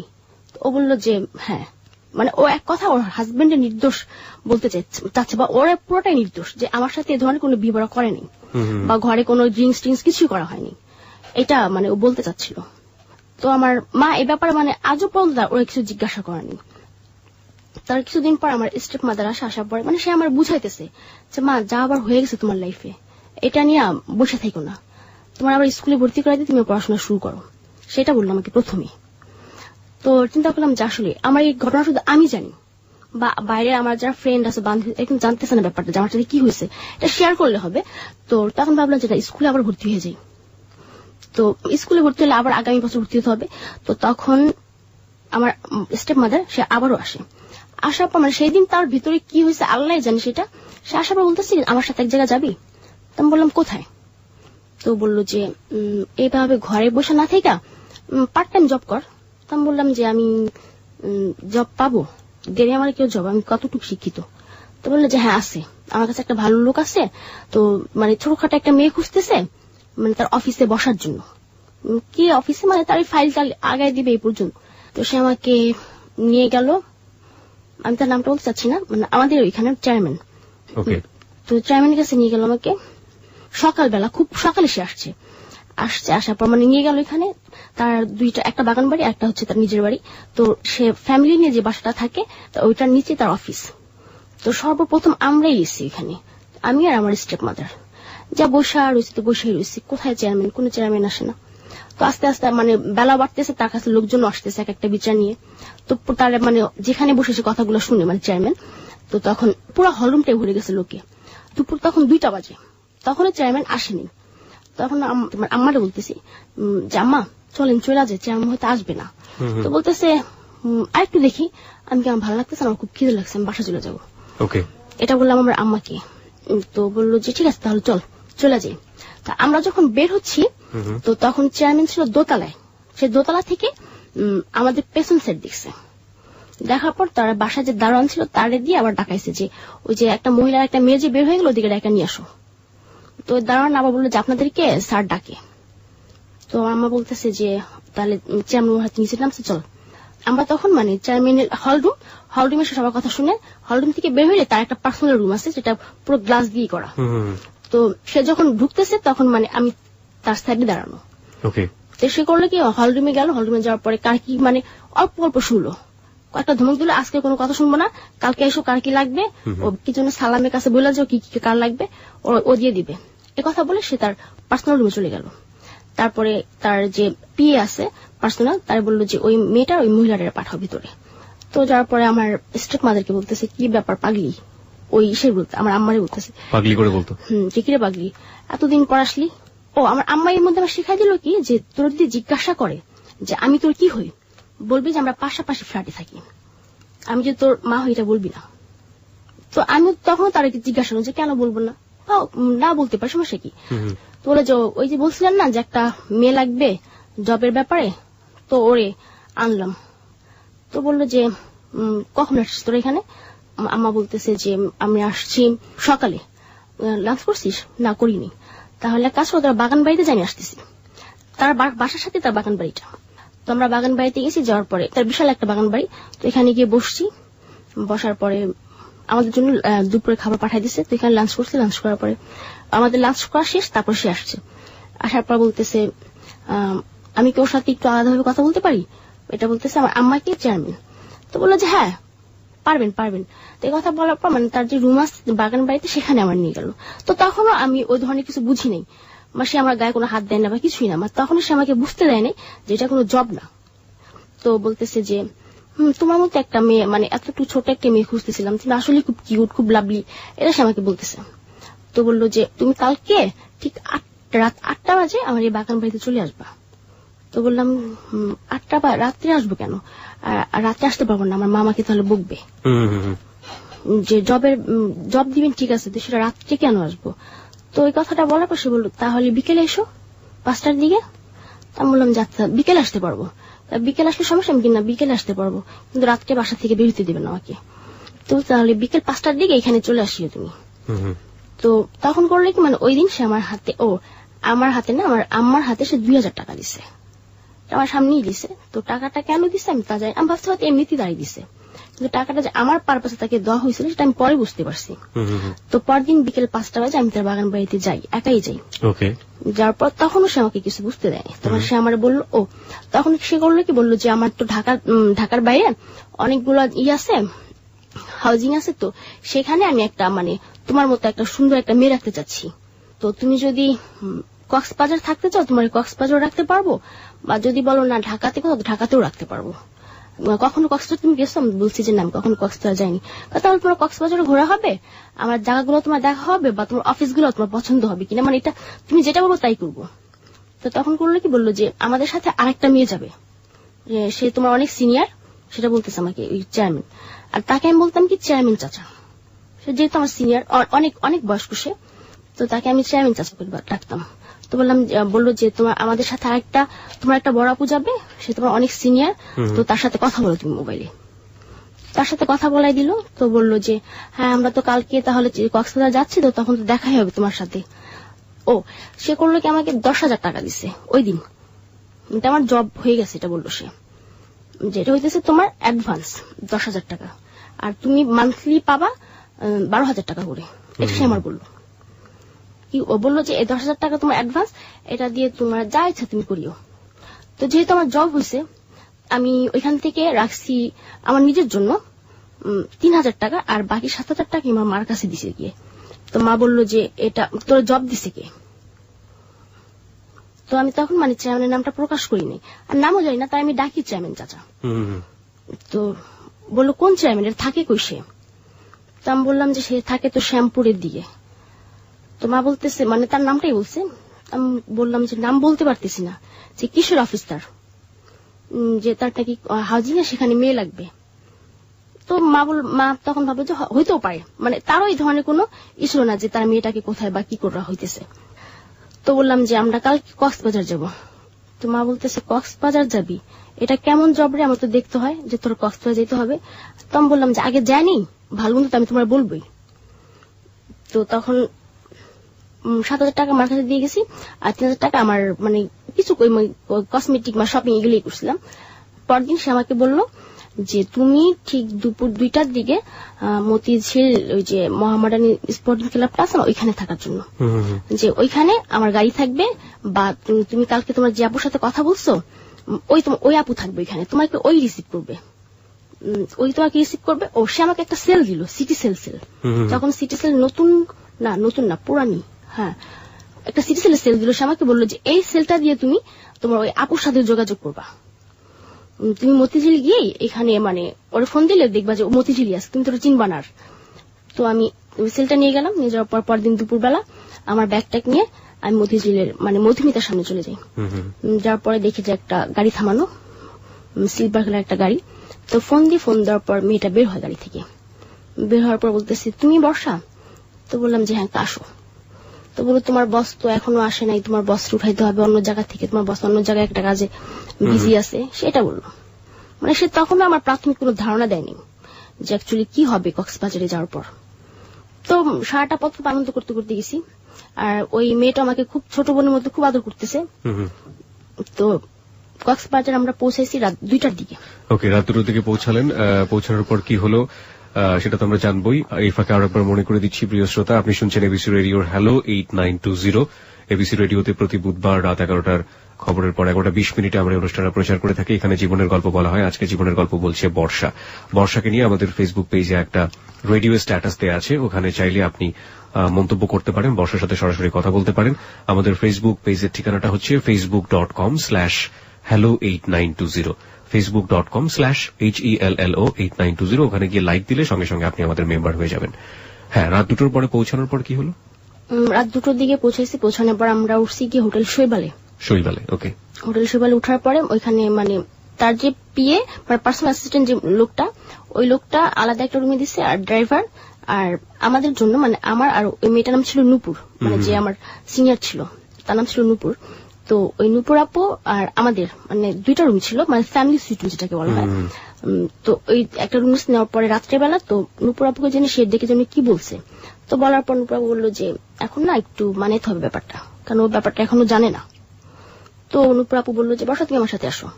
তো আমি তার সাথে শুইলাম যে আমি পাশের রুমে। তো সে আমার রাত্রেবেলা শুয়ে বলতেছে বর্ষা তুমি ড্রিঙ্ক করো? তো আমি যেহেতু আগে একবার করছি বা অরও করছি ওখানে, আমি বলছি যে হ্যাঁ একটু একটু করি। তো বললো যে আচ্ছা তাহলে আমরা ড্রিঙ্ক করে আর কথা বলি। তো করতেছি তার সাথে, তখন সে বলতেছে আচ্ছা বর্ষা তুমি কি জানো তোমার এখানে কেন আনা হয়েছে? তো বললাম যে হ্যাঁ জানি। কি জন্য বলো? তুমি কি জবের জন্য? না, তোমার এখানে জবের জন্য আনা হয়নি। তা বললাম কিসের জন্য?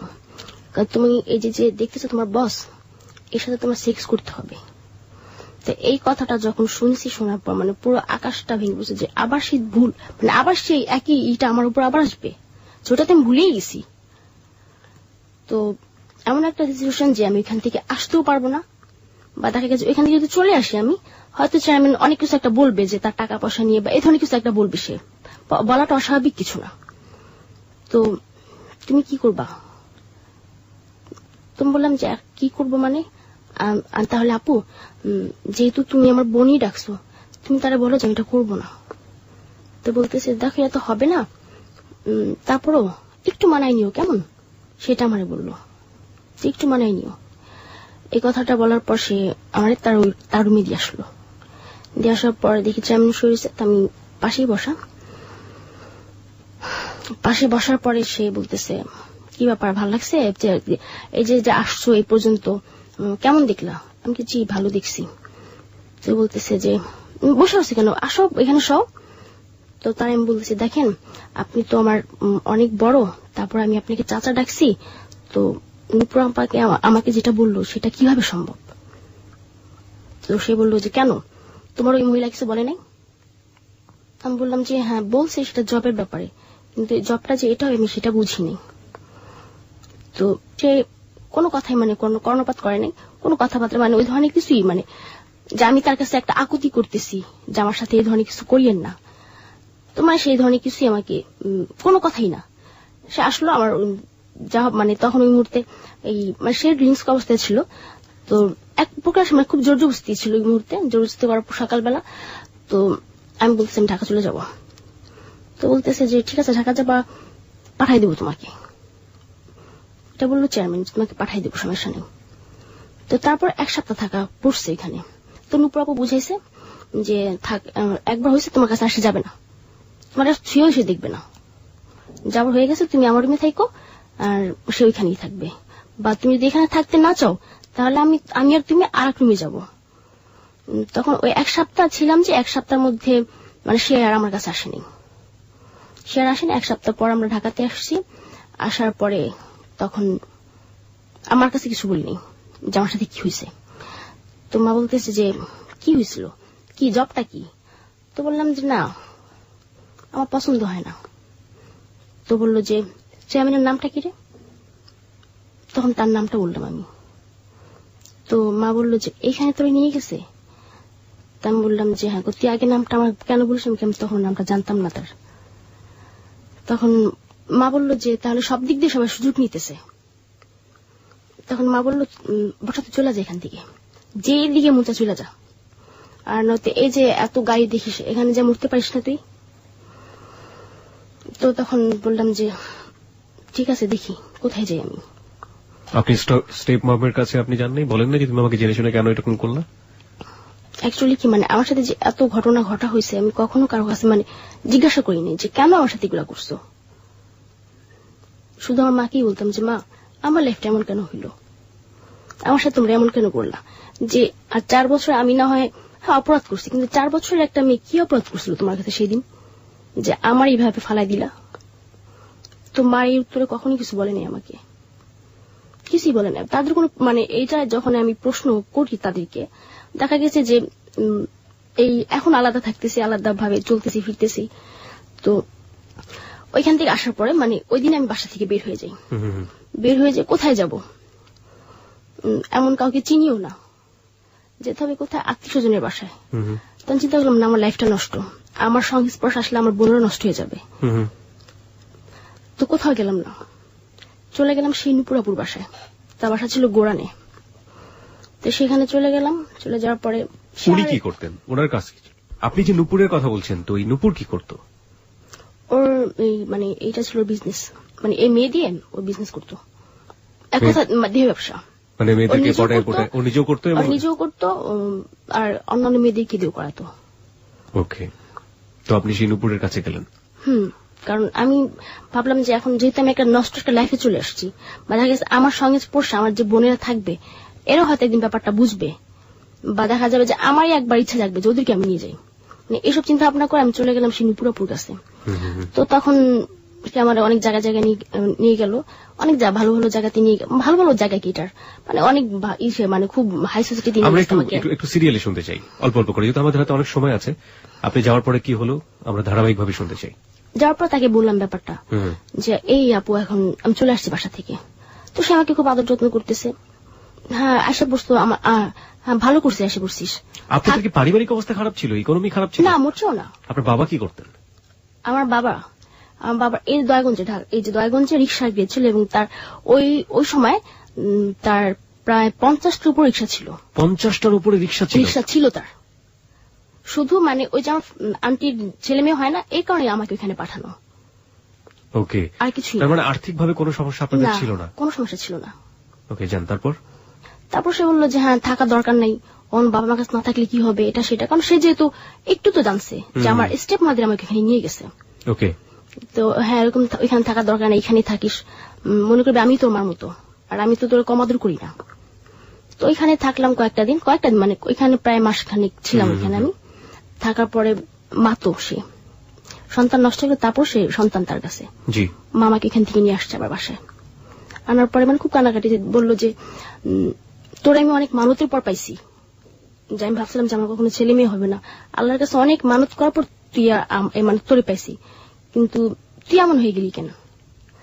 মানে সেই দিনে তার প্রশ্ন করছিলাম যে 4 বছর বয়সে আমি কি করছিলাম, আমি যে এমন হয়ে গেছি যে 4 বছর বয়সে আমি কি করছিলাম, আমার কেন পাঠাচ্ছিল এখানে।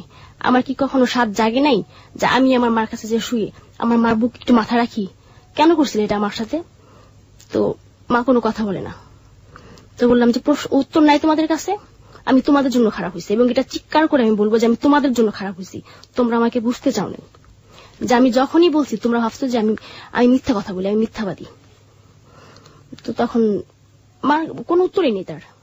তারপর সে বললো যে দেখ মানুষ বাঁচতেছে না, ভালো হয়ে যা তুই। তখন বললাম যে না আমি ভালো হবো না, তোমাদের সামনে এখন এটা করবো, তোমাদের চোখের সামনে করবো, এবং তোমাদেরকে এসে বলবে যে বর্ষা মা তোমার বর্ষায় দেখলাম অন্য একটা ছেলের সাথে ঘুরতে, সেটা তো খারাপ। তখন দেখবা যে কতটা খারাপ লাগে তোমার কাছে, তোমার মেয়ের সম্পর্কে এসে বলতেছে একটা বাজে মন্তব্য যে তোমার মেয়ে খারাপ হয়ে গেছে। মানে তখনই মানে এই ব্যাপারগুলো আমি এনজয় করতাম, এবং দেখা গেছে আমার মাকে মাঝে মধ্যে ফোন করে বলতাম আমি অমুকটা ছেলের সাথে আসি মা, এরকম করতাম। তো একটা পর্যায়ে তখন আমার বাবা বলতেছে যে যা আবার হয়ে গেছে, ওরা এখন থাকতে বল বাসায়, ও তো মান সম্মান আর কত দিক দিয়ে মারবে। তো মান সম্মান মারতেছি, ঠিক আছে থাকবো না তোমাদের কাছে আমি। তো বলে যে থাকবি না, তা আবার তো আসিস। একটু ক্লিয়ার করেন আমাদের শ্রোতাদেরকে, মান সম্মান মারা বলতে আপনি দেহ ব্যবসার সাথে জড়িয়ে গেলেন। ফুললি আমরা যেটাকে বলি ফিজিক্যাল বিজনেস বা যেটাই বলি না কেন, এটার একটা কিছু নাম আছে, আমি সেই নামগুলো দিয়ে আমি আমার অতিথিকে অপমান করতে চাই না। আর আপনারা আপনার গল্পের প্রয়োজনে বুঝে নেবেন ও সেই বিজনেসের সাথে পুরোপুরি জড়িয়ে গেল, ফুললি ইনভলভ যেটাকে বলে। এবং সেটাকে আপনার বাবা বলছে যে মান সম্মান আমি নষ্ট করতে চাই না, ওকে ফিরে নিয়ে আসো বা এরকম একটা কিছু। ওকে, তারপর যে এখানে তো আমাদের মানে বাবা বললো যে ও তো অনেক মান সম্মান মারতেছে, ওরা বলে এখান থেকে ফিরে আসতে, আর নয়তো এমন কোথাও যাইতে যাতে আমাদের কোনো ছায়া ওর উপর না পড়ে, বা ও যে আছে মানে এরকম একটা আমাদের একটা মেয়ে আছে, এটা আমি কখনো মনে করতে চাই না। তো এটা বলার পর মা আমাকে বললো, তো আমি পাশের রুমই থেকে শুনছি সব, তো বললাম যে না আমি ভালো হব না। তো ভালো হবে না, চলে যা। চলে আসছে আবারও। এসে কোথায় থাকতেন? ফ্রেন্ডের বাসায়। দেখা গেছে যে গেস্টে ফোন করতাম, ভাই থাকার সমস্ত রাখবেন না আমাকে, সে রাখছে, কোনো টাকা পয়সা লাগবে না আমার, রাখেন আমার একটু, এরকম এরকম করে রাখছে। এবং তার বিনিময়ে আপনার সাথে তার সাথে শারীরিক সম্পর্ক, তাই তো?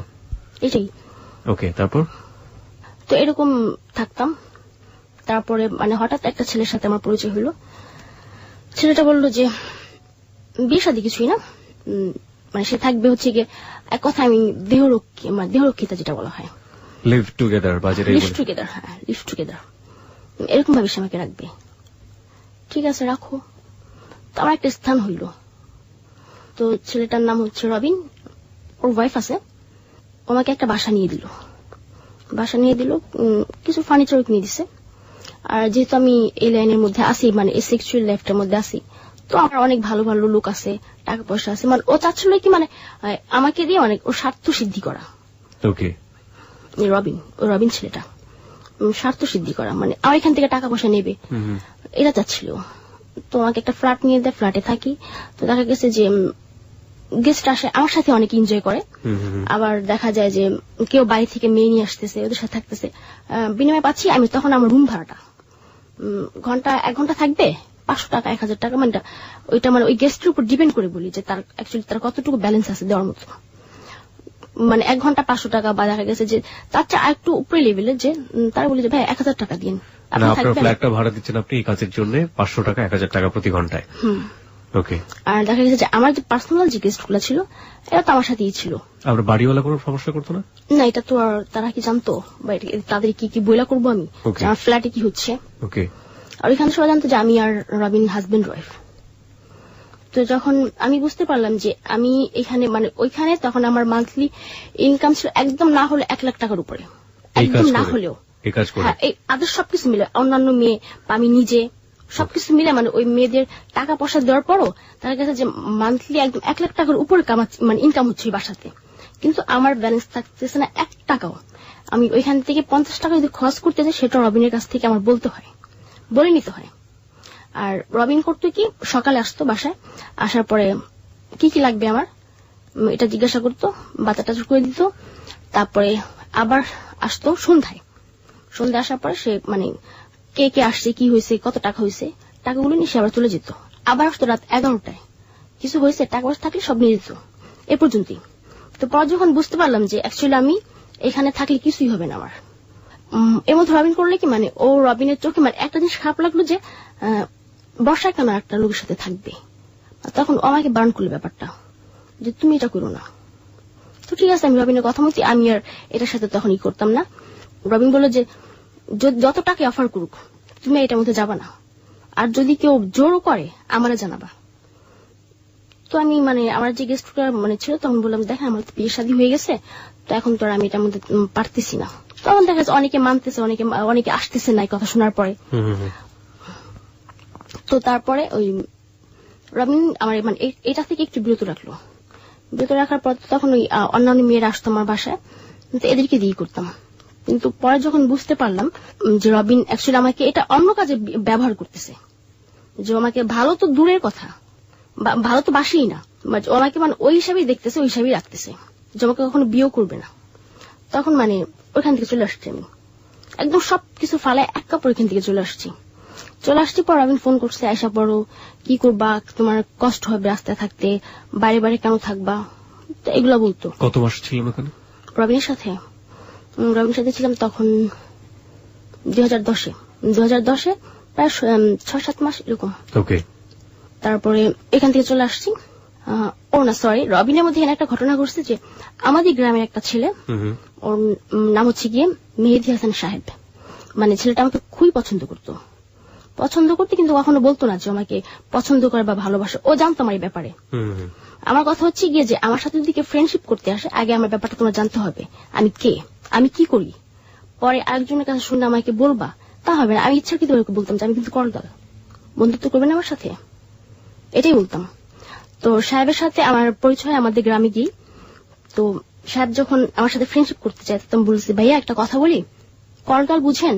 তো বললো যে হ্যাঁ বুঝি। আমি আমার কথা বলবো এটাও বুঝে নেই। তো বললাম যে ভাই আমি করদাল, আমি সেক্স করি, বুঝতে পারছেন, আমার পেশা সেক্স। আপনি কি আমার সাথে সেক্স করতে চাচ্ছেন না অন্য কিছু, না শুধু বন্ধুত্ব করুন, সেটাকে বলেন। তো মানে সাহেব তখন একটু হয়ে যায় যে এটা কি বলে মেয়েটা, যে ও সেক্স করে তো অনেক সবাই একদম গোপন, কিন্তু ওদি সরাসরি বলতেছে যে আপনি যে বন্ধুত্ব করতে চাচ্ছেন, আপনি বন্ধুত্ব সম্পর্কটা বুঝতেছেন যে বন্ধুত্ব কি, যে আপনি কি মানে সেক্স মানে বন্ধুত্ব মানে বন্ধু হয়ে পরে বলবেন সেক্স করবো, এই ধরনের কিছু। ভাই আমি কল আপনি সেক্সও করতে পারেন, যদি বন্ধুত্ব হন ফ্রেন্ডশিপ সম্পর্ক করতে চান তাহলে কোনো ফিজিক্যাল রিলেশন সেখানে হবে না, স্টেপ বন্ধু। এটা আমি সাহেবরে বলছি। তো বলার পর সাহেব একটু মানে কথাগুলো শোনার পর তখন মানে ও মানে যে এত ভালো একটা মেয়ে কেন এরকম, ও তখন আমার কাছে ব্যাপারগুলো জানতে চাইলো। তো ওর কাছে ব্যাপারগুলো বলছি আমি। তো বলার পর বিয়ে করবা, করবে না, ভালোবাসে এ পর্যন্ত জানি যে আমার প্রচন্ড ভালোবাসে। তো রবিনের কাছ থেকে মানে এই রবিন যে আমাকে ব্যবহার করতেছে, এটা ওই আমাকে বললো যে বর্ষা তুমি এখান থেকে চলে আসো, তুমি গ্রামে থাকো, তোমার সম্পূর্ণ খরচ আমি দেবো, তোমার যেইখানে যা লাগে সবকিছু দিব। This track was downloaded from FusionBD.com. তখন ওর কথা মতো আমি বাড়িতেও আসছি। আসার পরে তখন রবিন বারবার ফোন করতেছে, আইসা পড়ো। ও সাহেবের ব্যাপারটাও আবার রবিন জানতো যে সাহেব আমাকে খুব পছন্দ করে। তো রবিন বললো ফোন করে যে সাহেব তোমার কখনই বিয়ে করবে না বর্ষা। আমি তুমিও তো করবা না, করবা বিয়ে আমার, তাহলে বলে আমি এসে পড়ি। তো বলতেছে যে তুমি তো জানোই আমার ওয়াইফ আছে, মেয়ে আছে, আমি কিভাবে করি। তাহলে রাখছিলা কেন? তাহলে কি মানে শুধু এইটাই ছিল কারণ যে আমার এই দিয়া তুমি আমার ইউজ করতেছো টাকা পয়সার কারণে? তো বলতে তুমি আমার কত টাকা পয়সা দিছো, তোমার সব ফিরিয়ে দিব, তারপর তুমি চলে আসো। মানে এটা হইতেছে মানে এই কথাগুলো বলে নিয়ে আটকে রেখে টর্চিং করবে আমাকে, এই ধরনের কিছু একটা। তো পরে আমি যাইনি রবিনের কাছে। তো ও সাহেব আমাদের বাসা প্রতিদিন আসা যাওয়া করে।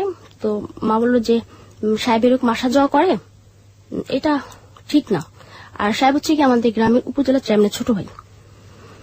তো যে ওদের ফ্যামিলি জানলে হয়তো একটু হবে, এই মানে তার কারণে গেছে যে সাহেব এখানে আসা যাওয়া করে। তো পরে বলছে যে ও যেন এখানে না আসে, সাহেব যেন এখানে না আসে। তো সাহেব ব্যাপারটা জানার পর সাহেব আসতো, মানে কেউ না দেখে এরকম ভাবে আসতো, এসা কথাবার্তা বলতে এই পর্যন্তই। কিন্তু মানে সাহেব কখনো ফিজিক্যাল রিলেশনের দিকেও আসে নাই। ওনার কথা হইতেছে যে আমি ওরে আস্তে আস্তে ফিরে আনবে পথ থেকে, এটা ছিল সাহেবেরই। পরে যখন আমি ঢাকা চলে আসি, ঢাকা আসার পর আবার ঢাকা চলে আসি আমি, তখন মার সাথে ঝগড়া লাগে, মার সাথে ঝগড়া ঢাকাতে চলে আসি। ঢাকাতে আসার পরে তো তার কয়েকদিন পর সাহেবও আসে। তখন আমি ঢাকাতে এসে উঠি। মনি বলে একটা মেয়ে ছিল, ও এই বিজনেস করতো, আর ও করতো মানে হোটেলে উঠতো। ও সবসময় বাইরে বাইরে থাকতো, আর ওর বাসা থাকতো ছোট একটা বোন। তো আমি বললাম যে মনি তোর এখানে থাকতে হলে কি করতে হবে? তো বললো যে তুই আমার বাসা এটা কর বা না কর এটা আমার দেখার বিষয় না, কিন্তু পার ডে তুই আমার 100 টাকা করে দিবি বাসাতে। এটা বললো মনি আমাকে। তো আমি চিন্তা করছিলাম যা হয়তো আরো বেশি বলবে, 100 টাকা করে। তো আমি এখানে থাকলাম কয়েকটা দিন। থাকার পরে এখন সাহেব ঢাকা আসছে। সাহেব আসা বলতেছে তুমি কই? বললাম যে আমি তো বান্ধবী মনির বাসাতে আছি। তো বললো যে আমি কি এখানে আসতে পারি? আমি বললাম যে না, এই জায়গাটা ভালো না। কি হয় এখানে? এখানে সেক্স হয়, আপনি জানেন না এখানে কি হয়, আমি কি করে আপনি জানেন না? তো বলতেছে যে তাহলে অন্য কোথাও দেখা করি, কিছু কথা ছিল। তারপরে ও নিয়ে গেল ওর এক কেমন দুঃসম্পর্কে আন্টি না কি হয়, সেখানে নিয়ে গেল। নিয়ে যাওয়ার পরে অনেক কথাবার্তা বুঝাইল আমাকে। দেখো সে তো তোমার মা, আর সে তো তোমার ভালোর জন্য তোমাকে বকা দিছে, আর কোন মা কি চায় যে তার সন্তান খারাপ হয়ে যাক? তো অনেক বুঝাইছে। তারপর আমি আসিনি, এখান থেকে আসি নাই। তো সাহেব পরে বিয়ে করলো। সাহেব মানে কখনো আমার বলে নাই যে আমি তোমার বিয়ে করব, বা এই যে আদার্স এই যে অনেক ছেলেরা আসে, মানে অনেক আসে, অনেক অহরহ ছেলে আসতেছে আমার কাছে, দেখতে অনেক সুন্দর, আমার খুব প্রশংসা আমার সামনে বৈশা। তারপরে মানে সেক্স করার আগে, আমার সাথে সেক্স করার আগে বলো তুমি এগুলা সেরা দাও, তুমি এত একটা ভালো মেয়ে, কেন এগুলা করতেছো, এতই টাকা পয়সা আমার কাছে এসে পড়ে, আমি তোমার রাখি, এটা সেটা। এই যে এখন যে বর্তমান, মানে এখন এই বর্তমানটা বলতেছি আমি এখন বিশাল একটা সমস্যার মধ্যে আছি। বলছি প্রথমে যে আমার মা মারা গেছে, তো এই না এটা আমাদের লিসনাররা জানে না, আপনি একটু প্রমাণ নিয়ে আসেন। তো আপনি যেটা বলছিলেন যে আপনার ছেলেরা এসে বলে এটা করে ওটা করে, যে ওই ছেলে মানে অনেক অহরহ ছেলে আসতেছে এবং সবাই মানে বলে যে ভালো হয়ে যাও, কিন্তু ভালো হওয়ার পেছনে যে একটা মানুষের দরকার, আমার পেছনে যে একটা গাইডের দরকার, বা এখন ভালো হইতে হইলে আমার একটা হাজবেন্ড প্রয়োজন আমার, কিন্তু সেটা মানে এই সংঘটাকে দিতেছে না। ভালো হয়ে যাও এই পর্যন্তই, বর্ষা ভালো হয়ে যাও, আমি দেখবো তোমারটা। কিন্তু পরে ফোন দিয়ে হ্যালো ভাইয়া কই, আমি বিজি বর্ষা, পরে ফোন দিও, এই পর্যন্তই। তো এই এখন যে বর্তমানটা, গত 9 ডিসেম্বর 2012 আমার মা মারা গেছে, আমি ঢাকাতে। এবং আমি যখন খবরটা শুনি তখন আমি গেস্টের সাথে বসে বসে কথা বলতেছি, এর মধ্যে আমার বাবা মাকে ফোন করছে যে বর্ষা কই তুই? বললাম তো বাইরে, কেন কি হয়েছে? তো বলতেছে যে তোর মা খুব অসুস্থ, তোরা দেখতে চাইতেছে, আইসা পর। তো অসুস্থ তখনই আমার কাছে একটুই লাগছে যে মা অসুস্থ, আমার দেখতে চায়, কখনই না, হয়তো আমার মা নাই। তখন আমি বলছি আব্বা মার কিছু হয়েছে? তো বলছে আর না, তোর মা অনেক অসুস্থ, তুই আসা পর, তোর বড় আপা আসবে, তোর বড় মা আসবে, ওদের সাথে আসা পর। তো আমি বললাম আমার বড় আপার ছেলে মানে সামনে পরীক্ষা, তো বলতেছে ওর তো পরে অভি তো পরীক্ষা, অভি কিভাবে আসবে, ওরা আসবে না। তো বলতেছে ওরা আসলে আসুক, না আসলে আসুক, তুই চলে আয়।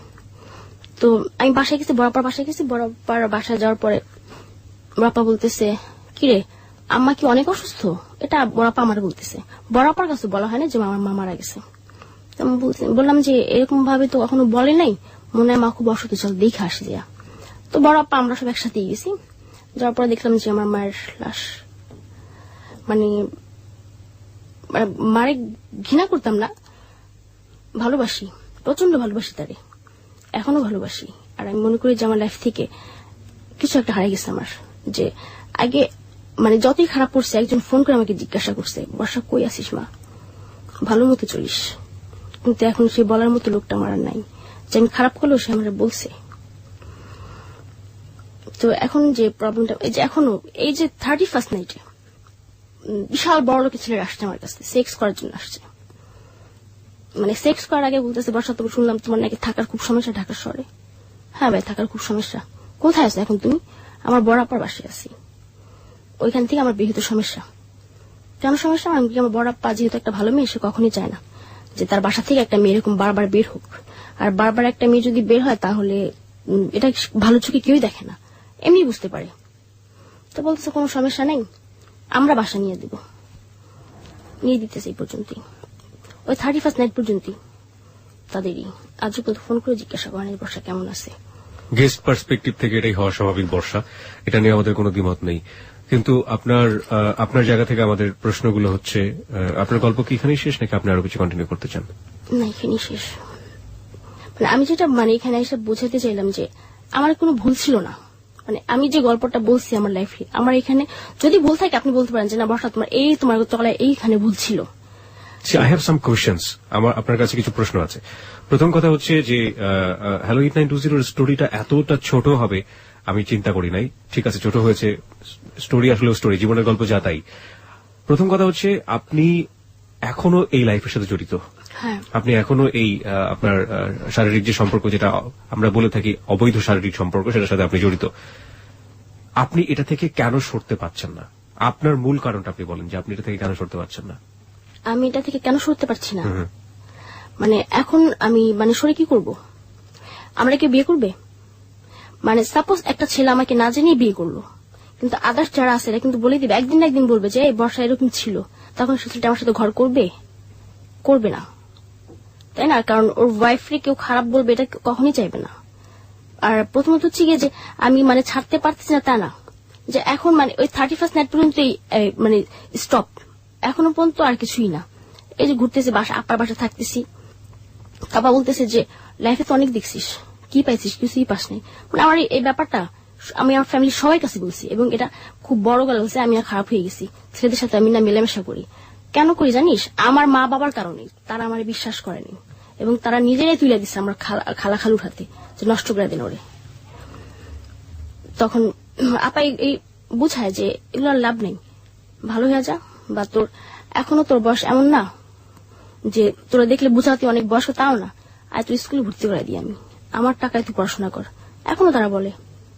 কিন্তু আমি ভাবি যেটা যে আমার এই নষ্ট লাইফটার কথা যখন আমার হাজবেন্ড জানবে তখন সে কি করবে, বা আমি আমার হাজবেন্ডকে কি দেব, কি আছে দেওয়ার মতো।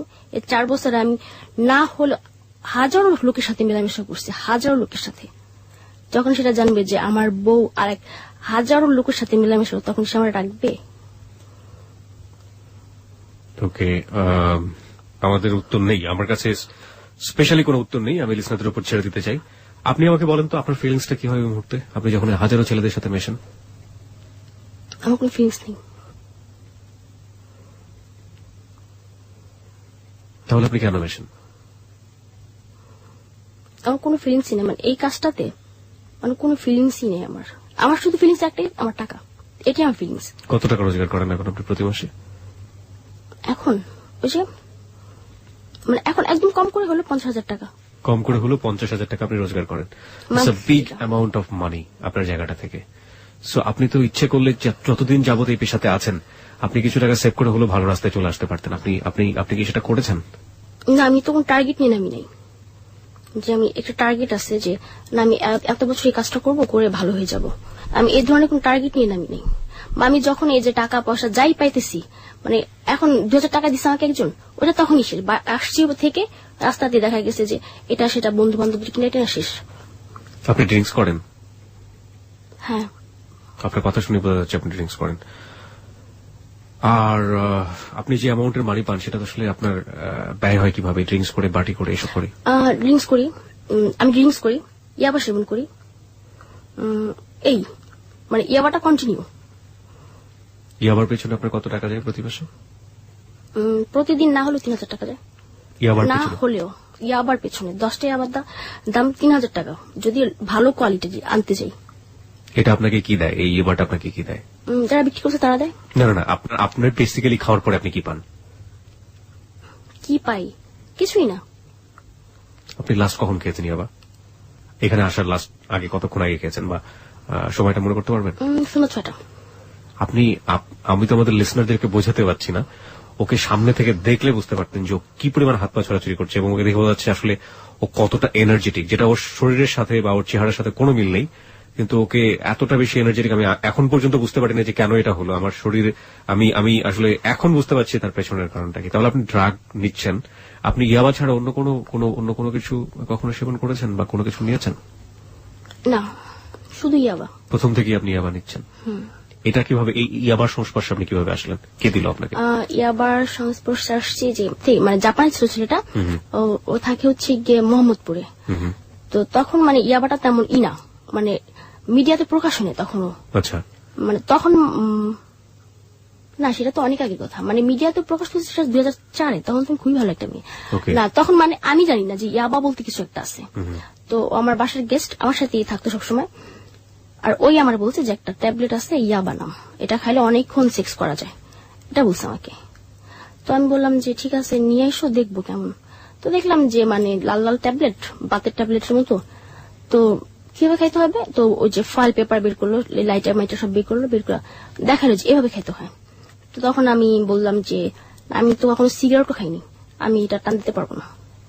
তো বললো যে ঠিক আছে, এইভাবে যদি খাইতে না পারো সমস্যা নাই, তুমি কফির সাথে খাও, তো একই রকম ফিলিংস পাবা, এটা বললো। তো ওই প্রথম আমি ইয়াবা খাই, ইয়াবা খাওয়ার পর মানে ওই দিন আমি ওর সাথে 3টা ইয়াবা খাইছিলাম, প্রথম একদম ফার্স্ট ইয়াবা খাওয়ার পর তখন আমার কাছে মনে হলো যে একদম সবচেয়ে পৃথিবীর মধ্যে বাজে নেশা হইতেছে এটা। ঘুম নাই, খাওয়া দাওয়া নাই, এটা কি নেশা? যে একটা জিনিস খাইছি, মানে ড্রিঙ্কস করলে কিছুক্ষণ পর ঘুম এসে পড়বে, আর এটা খাইলে মানে 2-3 দিন কোনো ঘুম টুম কিছুই না, মানে খাওয়া দাওয়া কিছুই নাই, প্লাস দেখা যাচ্ছে ফেজের একটা অবস্থা অন্যরকম হয়ে যায়, যে তখন দেখলে বোঝা যায় যে ও কিছু একটা খায়, মানে খুব বিশ্রী একটা অবস্থা হয়ে যায়। তো এটা মানে চিন্তা করতে অনেক দিন খাইনি। আমার ফার্স্ট আমি ইয়াবা খাই হচ্ছে গিয়ে 2010-এর শেষের দিকে মনে হয়, এরকমই হবে। আর তারপর থেকে আরেকটা ফ্রেন্ড ছিল, মানে ও মানে কন্টিনিউ ওর সাথে থাকতোই সবসময়, আর একটা পর্যায়ে মানে ওর সাথে আমার বেশ চলাফেরা ছিল শুধু ইয়াবাটার কারণে। আর এটা কোথায় পাওয়া যায় না পাওয়া তখন আমি জানতাম না, মানে এখন যেমন জানি জহর ফোন দিলে আসতেছে, মানে তখন কিভাবে আসে এটা আপনার যদি বলতে কোনো সমস্যা না হয়? দেখা গেছে যে মানে ইয়াবা ব্যবসায়ী যারা আমাদের এলাকায় যারা আছে তাদেরকে ফোন দিলে ওরা এসে দিয়ে যায়। সো আপনার তাদের সবার সাথে কানেকশন? না, কানেকশন বলতে মানে ফিজিক্যাল রিলেশন না, হ্যাঁ ইয়াবা খাই এ পর্যন্তই। ওকে, তারা নিজেও কি এটা সেবন করে? অনেকে খায়, অনেকে খায় না। মানে যাদের কাছ থেকে আমি নিতেছি, মানে আমি জানি যে একটা ডিলার, আমি ওর থেকে নেবো, কি করে না সেটা আমার দেখার বিষয় না। আপনি যদি না খান ইয়াবাটা তাহলে কি ফিলিংসটা হয়? আপনি কখনো গ্যাপ নিয়েছেন, বড় কোনো গ্যাপ? সেই সময়টা আপনার কি হতো, অনুভূতি কি হতো? কোনো অনুভূতি নেই। বা এই যে মানে একটা আছে যে মানে যারা ফেন্সিডিল খায়, ওদের একটা ইয়ে আছে যে ওরা ফেন্সিডিল যদি না খায় হাত পা কাঁপবে, জ্বর চলে আসবে, ঠান্ডা লাগবে এরকম। কিন্তু ইয়াবা না খেলে কিছুই না, যে হাত পা কাঁপবে কোনো ক্ষতি করে না। কি ইয়াবা না খাইলে কোনো শরীরের মধ্যে এমন কোনো? না না না, এটা আমার মধ্যে আমি দেখতেছি না। আপনার মধ্যে আপনি দেখেননি? আপনি ইয়াবাটা খাওয়া শুরু করলেন মূলত বেশি সেক্স করার জন্য, আপনি সেটা বলছিলেন? না, বেশি সেক্স করার কারণে না, মানে পরে যখন ওই আমার ওই ফ্রেন্ড যখন বললো যেটা খাইলে অনেকক্ষণ, মানে দেখা গেছে যে আমি 10 মিনিট সেক্স করতে পারতেছি, মানে একটা ছেলে ব্যাপার বলতেছে যে ছেলেটা 10 মিনিট পারতেছে, মানে সেখানে আর একটু টাইম বেশি নেবে, মানে এইটা বলছে। কিন্তু আমি যে এই পর্যন্ত মানে আজও পর্যন্ত জিয়াবা খাইতেছি, আমি কখনো দেখি না যে এটা সেক্সের প্রতি কোনো এফেক্ট হবে, কোনো প্রভাব কিছুই না, এটা ফালতু একটা কথা। তাহলে আপনি কেন নেন এখন 10টা করে নিচ্ছেন? আপনি টাকা আছে নিতেছি, টাকা যেদিন থাকে না চুপ বসে থাকি, মানে খাইতেই হবে এমন কোনই না। আজকে মানে আপনাদের স্টুডিওতে আসার আগে আমি খেয়েছি, এবং ফার্স্ট যখন আমাকে শাকিল ভাই ফোন করে তখন আমি খাওয়া শেষ করছি। ওকে ওকে, কুল। আমি কি কোশ্চেন করবো, আমি একটু অ্যাবরতবর হয়ে গেছি এ পর্যায়ে এসে। ওকে, প্রিয় শ্রোতা, আপনারা শুনছেন হ্যালো 8920। হ্যাঁ, হ্যালো 8920 তে আজকে বর্ষা আছে আমাদের সাথে। বর্ষা তার জীবনের গল্প বলছে। বর্ষা, আমরা গল্প এখনো শেষ করিনি, আরো অনেক কিছু জানার আছে আপনার কাছ থেকে। আপনি আপনার লাইফটা নিয়ে কি স্বপ্ন দেখেন এখন? প্রত্যেকটা মানুষেরই স্বপ্ন থাকে। প্লিজ স্পিকারটা একটু কাছে নিয়ে বলবেন, মাইক্রোফোনটা কাছে নিয়ে। আমার লাইফটাকে নিয়ে আমি কি স্বপ্ন দেখি?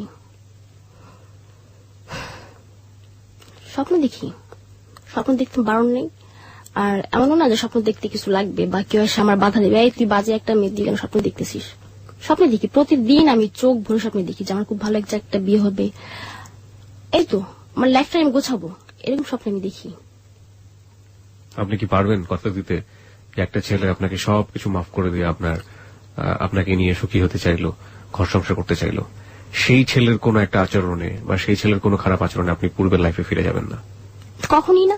আগে আমারটা দেখতে হবে যে আমি তো ছিলাম এক সময়, সে না একটা করছে, মাফ করে দিই, সে তো আমার কতগুলো করে দিছে।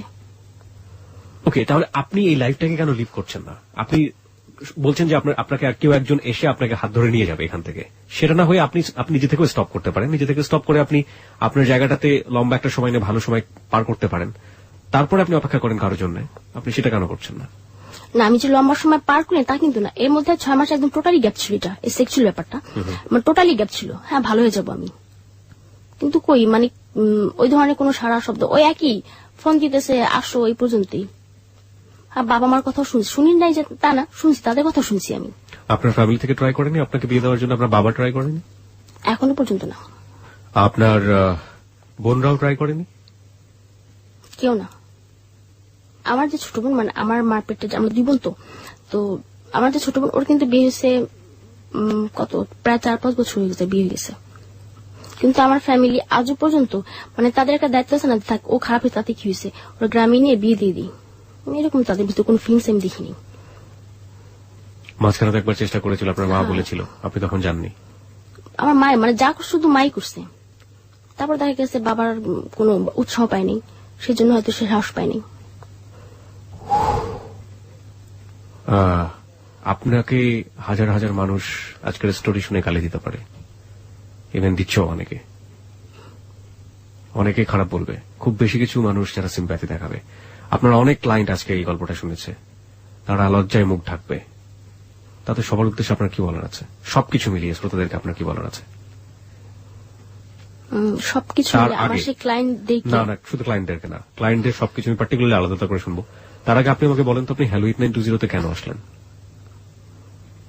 কেন আসলাম মানে আমি যেদিন ফার্স্ট এইটার গল্পটা শুনি, মানে সেদিন মানে রবিন নামে একটা ছেলে আসছিল আপনাদের স্টুডিওতে, ছেলেটা 2টা বিয়ে করছিল, মানে ওইটাই মানে করতেছিল, সে শেয়ার করতেছিল। মানে একটা পর্যায়ে আপনি তাকে পাগল বলছিলেন, যে আপনি আসলে একটা পাগল, মানে সবকিছু মিলে আপনি একটা পাগল, এটা তারা বলছিলেন। তো মানে আমি ওই দিনই ফার্স্ট শুনছি, মানে এরকম একটা গল্প যে ওই দিনই আমি ফার্স্ট শুনলাম। শোনার পরে চিন্তা করলাম যে তাহলে এই অনুষ্ঠানটা অনেক আগে থেকেই হয়, তাহলে আমি তো একজন কল গার্ল, এইরকম না কেউ জানি আজ পর্যন্ত।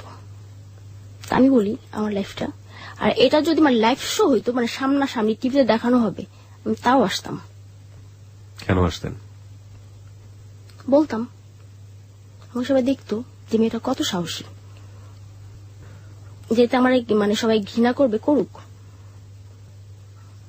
আপনার এই যে সাহস, এই সাহস তো অনেকেরই ক্ষতি করতে পারে।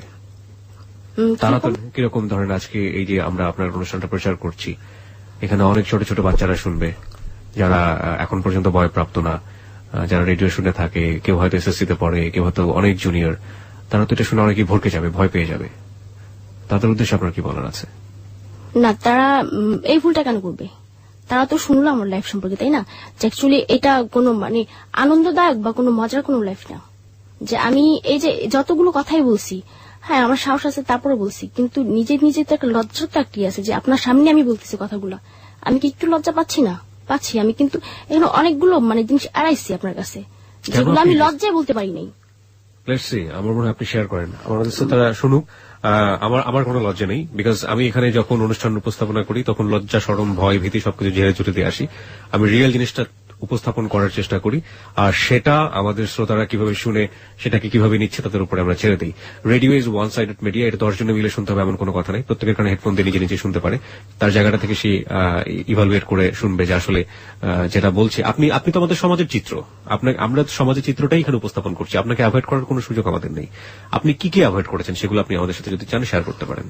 না, অ্যাভয়েড করতে বলছি কি, মানে অ্যাভয়েড করছে এতটুকুই, মানে কয়েকটা মানে সিরিয়াস ব্যাপার, যে মানে যেগুলো শুনলে মানুষ বলবে যে পৃথিবীতে মানে এরা কি, বা মানে যে মেয়েটা একটু আগে তার বাবা মার সম্পর্কে এতটুকু ভালো বললো, মানে সেই ফ্যামিলি, মানে সে বাবা মা পাশের রুমে সেক্স করতেছে, এটা তার বাবা মা কিভাবে মেনে নিল?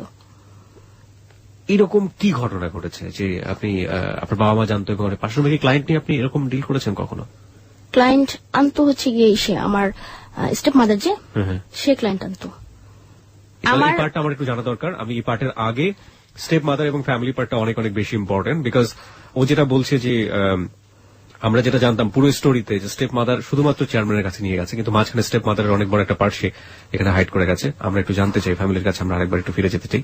সংবাদের পরপরই আমরা ফিরে আসবো। ফিরে আসার পর আমরা আজকের এই গল্প খুব ছোট করে শেষ করে দিব। সেখানে যদি আপনাদের কিছু বলার থাকে আপনারা বলতে পারেন। আর এই মুহূর্তে যারা ফেসবুকে রয়েছেন, যারা বর্ষাকে নিয়ে বিরূপ কোনো মন্তব্য করছেন, তাদের সবাইকে আমরা রিকোয়েস্ট করব, please do not do that, respect this girl.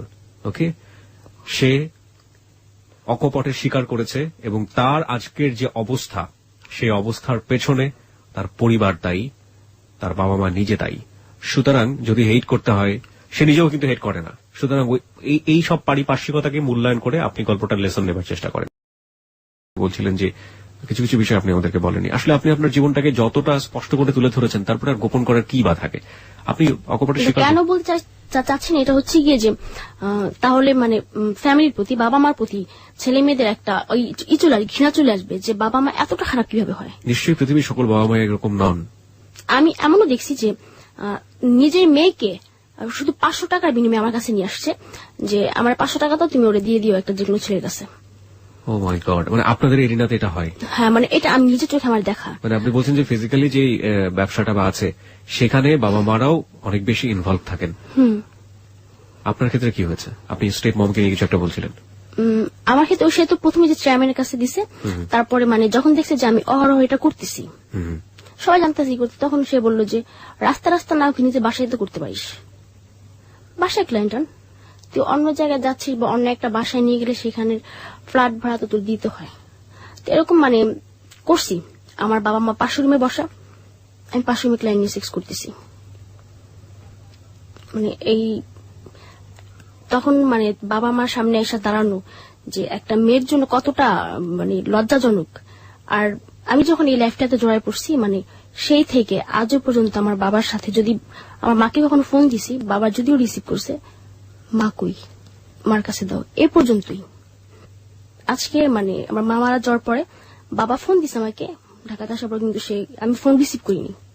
কিন্তু আজকে সে কয়েকবার ফোন দেওয়ার পর আমি ফোনটা রিসিভ করছি। রিসিভ করার পর বলতেছে তোর ফোন দিলে ফোন রিসিভ করিস না কেন? বললাম যে এমনি একটু ব্যস্ত থাকি তো এই জন্য।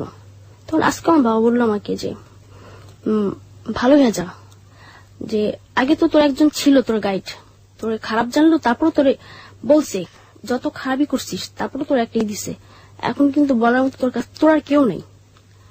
আমি আমি আছি না থাকার মতোই, যে একটা মা যতটা দেখে রাখতো বা দেখে রাখছে তোরে, আমি পারবো না। এখনো সময় আছে, চেঞ্জ হয়ে যা তুই। আচ্ছা, এবার বলেন যে আপনার হ্যালো 8920 যারা শ্রোতা রয়েছে এই মুহূর্তে, তাদেরকে আপনার কি বলার আছে? আপনি আপনার জায়গা থেকে যে কোনো কিছু বলতে পারেন। অ্যাকচুয়ালি মানে অনেকে ভাবতে পারে যে হয়তো আমি এই লাইফটাতে খুব সুখে আছি বা হ্যাপি এনজয় করতেছি। অ্যাকচুয়ালি না, আমি মোটেও হ্যাপি না। আমারও মিশতে ইচ্ছা করে সবার সাথে, মানে আমার ফ্যামিলি 8-10টা আরো যে আমার বোন আছে এদের সাথে মিশতে ইচ্ছা করে, কিন্তু শুধু একটা কারণে আমি মিশি না, যে হয়তো ওরা জানবে বা দেখা গেছে যে আমার সংস্পর্শ এসে সেও নষ্ট হতে পারে, তখন আজীবন আমারই দায়ী করবে। আমার ইচ্ছে করে 8-10 টাইমের মতো চলতে, 8-10 টাইমের মতো সংসার করতে। পরে যেগুলো করছি, হ্যাঁ প্রথমগুলো আমার ফ্যামিলির ভুল, কিন্তু পরে নিজেই আমি ভুল করছি। মানে এই ভুলটা যাতে কেউ না করে, যে ফ্যামিলি যদি কোনো ভুল করেই থাকে এটা শুধরানোর পরে সে যাতে কোনো ভুল না করে, যে পরে যেগুলো করছি আমি ইচ্ছা করি সেটা তো অবশ্যই আমার ভুল, এটা যাতে কেউ না করে। আপনি তো চাইলে এখনো শুধরাতে পারেন। পারি। তো কেন আপনি করছেন না? কেন করছি না?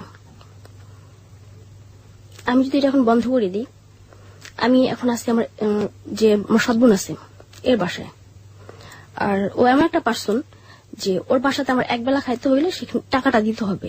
আর এটা আমি এখন বন্ধ করে দিলে আমি সে টাকাটা কোথায় পাবো? কে দিবে টাকাটা আমাকে? যারা আমার সাথে সেক্স করছে তারা কিন্তু 100 টাকা আমাকে এমনি দিবে না, সেক্সের বিনিময়ে তারপর আমাকে টাকাটা দেবে তারা। তো এই টাকাটা কে দিবে? আপনি দিবেন? আরেকজন দেবে না।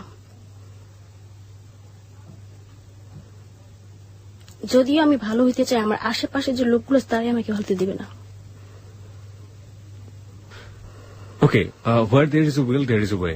ইচ্ছা থাকলে নিশ্চয়ই উপায় হয়। আপনি 4 বছর ধরে একটা জায়গায় থেমে আছেন, আমার জায়গা থেকে আমি একটা জিনিস বুঝতে পারছি। আপনি একেবারে রাতারাতি চেঞ্জ হয়ে যাবেন সেটা সম্ভব না। আপনার ভালো হওয়ার ইচ্ছা মনের মধ্যে আছে, সেটাই হচ্ছে আপনার জীবনী শক্তি। আমি আপনাকে মোটেও উপদেশ দিচ্ছি না, বন্ধু হিসেবে আমার কাছে যেটা মনে হয়েছে আমি সেটা বলার চেষ্টা করছি। আপনি একবারে ভালো না হন, আপনি যে টাকাটা এখন রোজগার করছেন, আমি বলছি না যে আপনি রাতারাতি চেঞ্জ হয়ে যাবেন। যদি একজন মানুষ এসে আপনাকে, একজন সত্যি সত্যি একজন ভালো মানুষ এসে যদি আজকে হ্যালো 8920 কোন শ্রোতা যদি এসে আপনাকে কোনো হেল্প করতে চায় এবং সে যদি তার মোটো নিয়ে যদি ভালো জায়গাটা থেকে হেল্প করতে চায়, সেটা অন্য একটা ব্যাপার। বা আপনার প্রতিবেশী যদি একটা ভালো জায়গা থেকে আজকে রাতারাতি আপনার একটা পরিবর্তন দেখাতে চায়, সেটা অন্য একটা ব্যাপার। কিন্তু আমি যদি আপনার জায়গাটাই ধরি, আপনি যে টাকা আজকে এখন রোজগার করছেন 50,000 is a big amount of money. এখান থেকে কিছু কিছু জমিয়ে কিছু কিছু কাজ করে বা কিছু কিছু যেটাই হোক, যেটা আপনি অন্তত আপনার এই যে নোংরা জীবন সেটাকে স্টপ করে দিয়ে আপনি হাতের কাজ করে হোক, একটা চাকরি করে হোক, এবং সেটার জন্য যেই এখন থেকে যে প্রস্তুতিটা নেওয়া, লেখাপড়া করা বা এটা কিছু করা, এই টাকার থেকে কিছু টাকা বাঁচিয়ে সেটা তো আপনি করতে পারতেন লম্বা সময় ধরে করতে পারতেন। এটা ঠিক আছে, মানে আমি এখন মানে যেটা ভাবছি রিসেন্টলি, মানে কয়েকদিন আগে এটা ভাবছি আমি, যে আমি যে মানে যে টাকাটা আমি পাচ্ছি, মানে সে টাকা দিয়ে আমি ভালো কিছু একটা করতে পারি, বা এটা দিয়ে একটা জমায় আমি অনেক কিছু করতে পারি, একটা ব্যবসা করতে পারি বা কিছু একটা করতে পারি। তো মানে সেই দিন এটা আমি চিন্তা করছি যে এখন যেটা হবে আমার সামনে, মানে যে টাকাগুলো আসবে আমার হাতে, সেটা দিয়ে আমি মানে একটা মানে ফেব্রিক্স বা হাতের কোনো কাজ শিখবো, সেটা দিয়ে আমি পরে মানে একা একা চলতে পারবো। মানে এই লাইনটাতে মানে টোটালি মানে চলে আসা। আর এই যারা আমাকে চেনে, মানে যে এলাকাটা আমাকে বেশি চেনে, মানে এই সাইডটা থেকে দূরে কোথাও চলে যাওয়া, যেখানে বর্ষাকে সবার নতুন ভাবে জানবে। আরেকটা জিনিস যেটা ইদানিং দেখা যায় ইন্টারনেটের, যে এই ধরনের ঘটনা ঘটতে গিয়ে এমন কিছু ভিডিও, এমন কিছু জিনিস ইন্টারনেটে চলে আসে যেটা সারাটা জীবনের জন্য মেয়েটাকে পঙ্গু করে দেয়, কিংবা ওই ভিডিওর মধ্যে যারা থাকে তারা পঙ্গু হয়ে যায়। এরকম কোন দুর্ঘটনা তো আপনার জীবনে ইজিলি ঘটতে পারে। আপনি কি বি অ্যাওয়ার অ্যাবাউট দ্যাট? আপনি ওটার ব্যাপারে সচেতন? বা এরকম কখনো কোনো কিছু ঘটেছে আপনার জীবনে? এরকম ভিডিও হ্যাঁ আছে। এটা যে বাজারে ফ্লাশ হয়েছে বা হবে, বাজারে ফ্লাশ হবে কিনা তা আমি জানি না। আর যে আমাকে মানে এই ব্যাপারটাতে ভয় দেখায়, যে ও আমার ভিডিও আছে, আমি দেখছি, আমার দেখাইছে ও, সে যে তোর ভিডিও আছে, মানে আমার সাথে কিছু করবে, এটা ছেড়ে দেবো। তার একটা কথাই বলছে, ছেড়ে দাও ভাইয়া, কোনো সমস্যা নেই, আমাকে সবাই চিনবে। তখন আমার একটু নাম্বার বেজে না, বর্ষায় একটু ডাকি, আমি কিন্তু সাথে আমার নাম্বারটাও দিয়ে দিও, যেগুলো দিয়ে আমার ভয় দেখায় লাভ নেই, ছেড়ে দাও। বেরোতেছে না হাজার হাজার মেয়ের, কয়জন কায়রে চিনে আছে, আমার এরকম ভিডিও আছে, এটা নিয়ে আমার কোনো ভয় নেই। আমি জানি যে যদিও ছাড়ে কি হবে, কেউ বিয়ে করবে না, আমাকে না করুক, চলে যাবো দূরে কোথাও। কিন্তু এটা তো, এই অ্যাক্টিভিটি তো সমাজকে নষ্ট করছে, সমাজকে স্পয়েল করছে, সোসাইটিকে স্পয়েল করছে। সো আপনি আপনার সাহসিকতা জায়গা ঠিক আছে না, এই দোষটা কি তাহলে আমার? মানে ওই ভিডিওটা তো আমি নিজে থেকে করিনি, বা ওইটা যে হচ্ছে তাও তো আমি জানতাম না।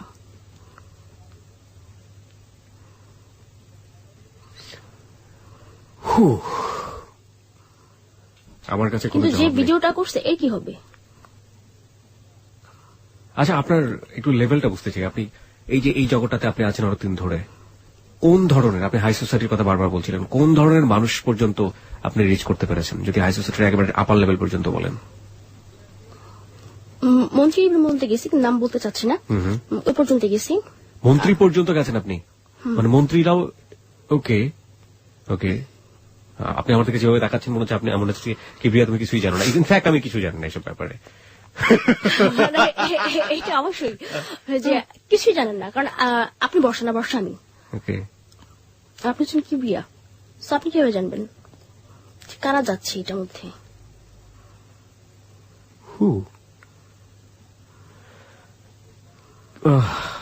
আর কি বলার আছে বর্ষা? কিছু বলার আছে?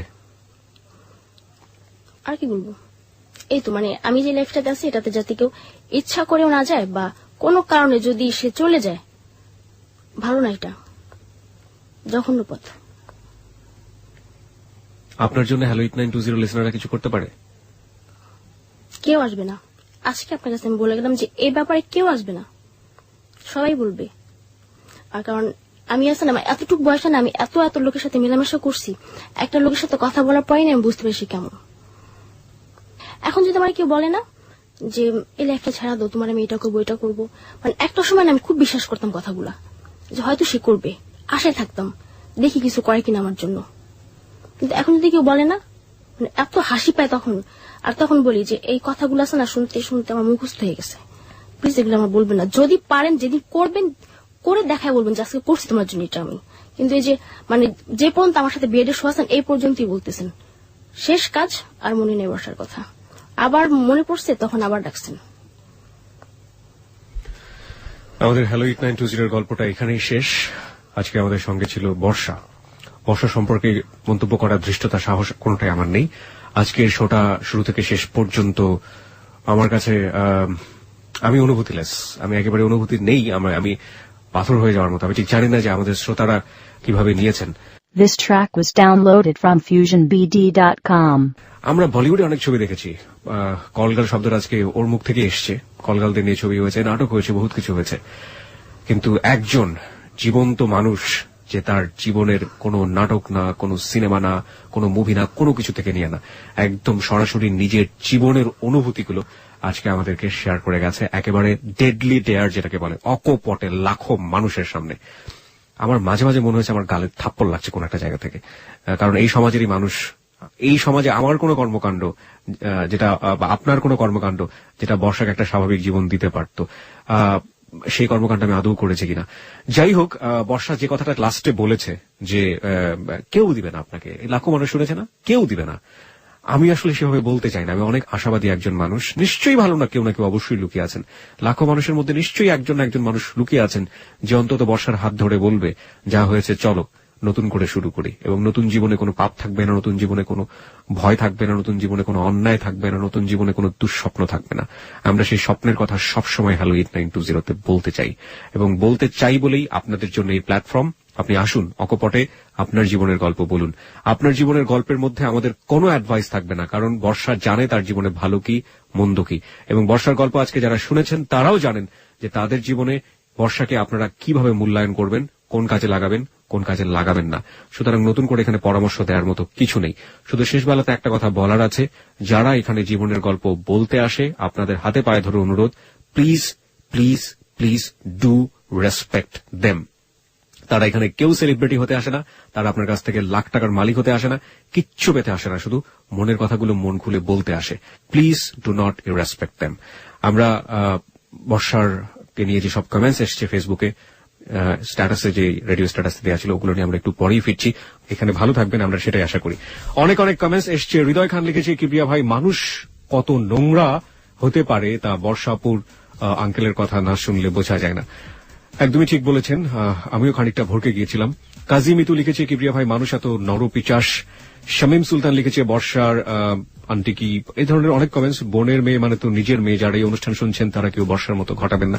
আমরা হ্যালো 8920 প্রচার কেন করি, এটার পেছনে একটা মূলত একটা উদ্দেশ্য আছে। সেটা হচ্ছে যে হ্যালো 8920 ঘটে যাওয়া জীবনের গল্প শুনে আপনি যদি আপনার জীবনটাকে সুন্দর করতে পারেন, আপনি যদি এই যে একজন যে বর্ষা ভুল করেছে, সে কিন্তু বলেছে প্রথম ভুলটা তার পরিবার করেছে এবং দ্বিতীয় ভুলটা সে নিজে করেছে, এই ভুলগুলো যেন আপনার জীবনে না হয় কিংবা আপনার বন্ধুর জীবনে যেন না হয়, সেজন্যই মূলত হ্যালো 8920 অনুষ্ঠান। এবং এটা শোনার পরে যদি একজন মানুষ সচেতন হন তাহলেই হ্যালো 8920 সার্থকতা।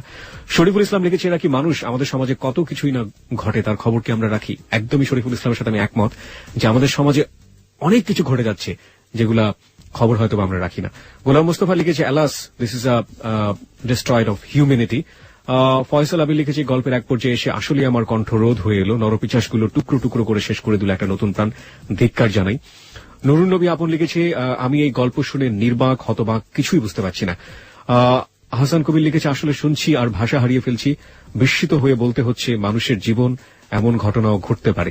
আমাদের সমাজে না জানি আরো এমন কত ঘটনা ঘটে যাচ্ছে অবিরত পর্দার অন্তরালে, আর এই সব নরপশুর জন্য জীবনের শুরুটা এলোমেলো হচ্ছে বর্ষার মতো হাজারো মানুষের।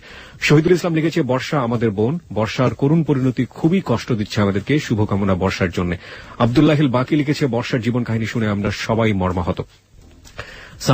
শাহাদত রানা লিখেছে এইসব মানুষদেরই মানুষ আর জন্ম, এইসব মুখোশধারী, দুঃখিত, এইসব মুখোশধারী মানুষের জন্ম ভদ্র সমাজ কলঙ্কিত বা এরকম কিছু একটা লিখেছেন। রুস্তম রতন লিখেছে হচ্ছে নারীরা অসহায়, এটা কি বিধাতার বিধান, প্রশ্নবোধক একটা চিহ্ন। বর্ষার বাবা তার এই পরিণতির জন্য দায়ী। আমরাও সেটাই বলতে চাই, আসলে বর্ষার বাবার মধ্যে এমন কোন অপরাধ ছিল যার জন্য শাস্তিটা তাকে পেতে হয়েছে, কিন্তু মূল কথা হচ্ছে যারা দিল তার এই শাস্তিটা বর্ষার বাবার জন্য তাকে কেন দিবে। রাজ বিশ্বাস লিখেছে পৃথিবীতে এখনো যে মানুষরূপী নরপিচাস আছে তা আমি আজকে বিশ্বাস করলাম। বর্ষা আমি তোমাকে কি বলে সান্ত্বনা দেব বুঝতে পারছি না, আমি অনেক কষ্ট পাচ্ছি। জহিরুল ইসলাম লিখেছে পৃথিবীতে যে সব সম্ভব তা এর প্রমাণ হচ্ছে আজকের গল্প। আব্দুল্লাহ আসাদ লিখেছে আমার বুক ফেটে কান্না আসছে। শরীফুল ইসলাম লিখেছে বর্ষা এই পথে আসার জন্য কে দায়ী, সমাজ, রাগ নাকি বাইরের দেশের সংস্কৃতি? বাইরের দেশের সংস্কৃতি এখানে আপনি কিভাবে টেনে নিয়ে আসছেন আমি জানি না।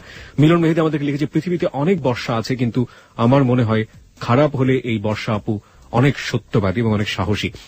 মোহাম্মদ কাজী মিতু আমাদেরকে লিখেছে আপু তুমি ভালো হয়ে যাও। মিলন মেহেদি লিখেছে আপু যদি মারা যেত তাহলে আজকে হয়তো তার জীবনের সাথে ঘটে যাওয়া ঘটনাগুলো ঘটতো না, বা ঘটে যাওয়া ঘটনাগুলো আমরা জানতাম না। আর এটাও জানতাম না যে পৃথিবীতে এত জঘন্যতম মানুষ পৃথিবীতে আছে, এত অন্যায় অত্যাচার করেও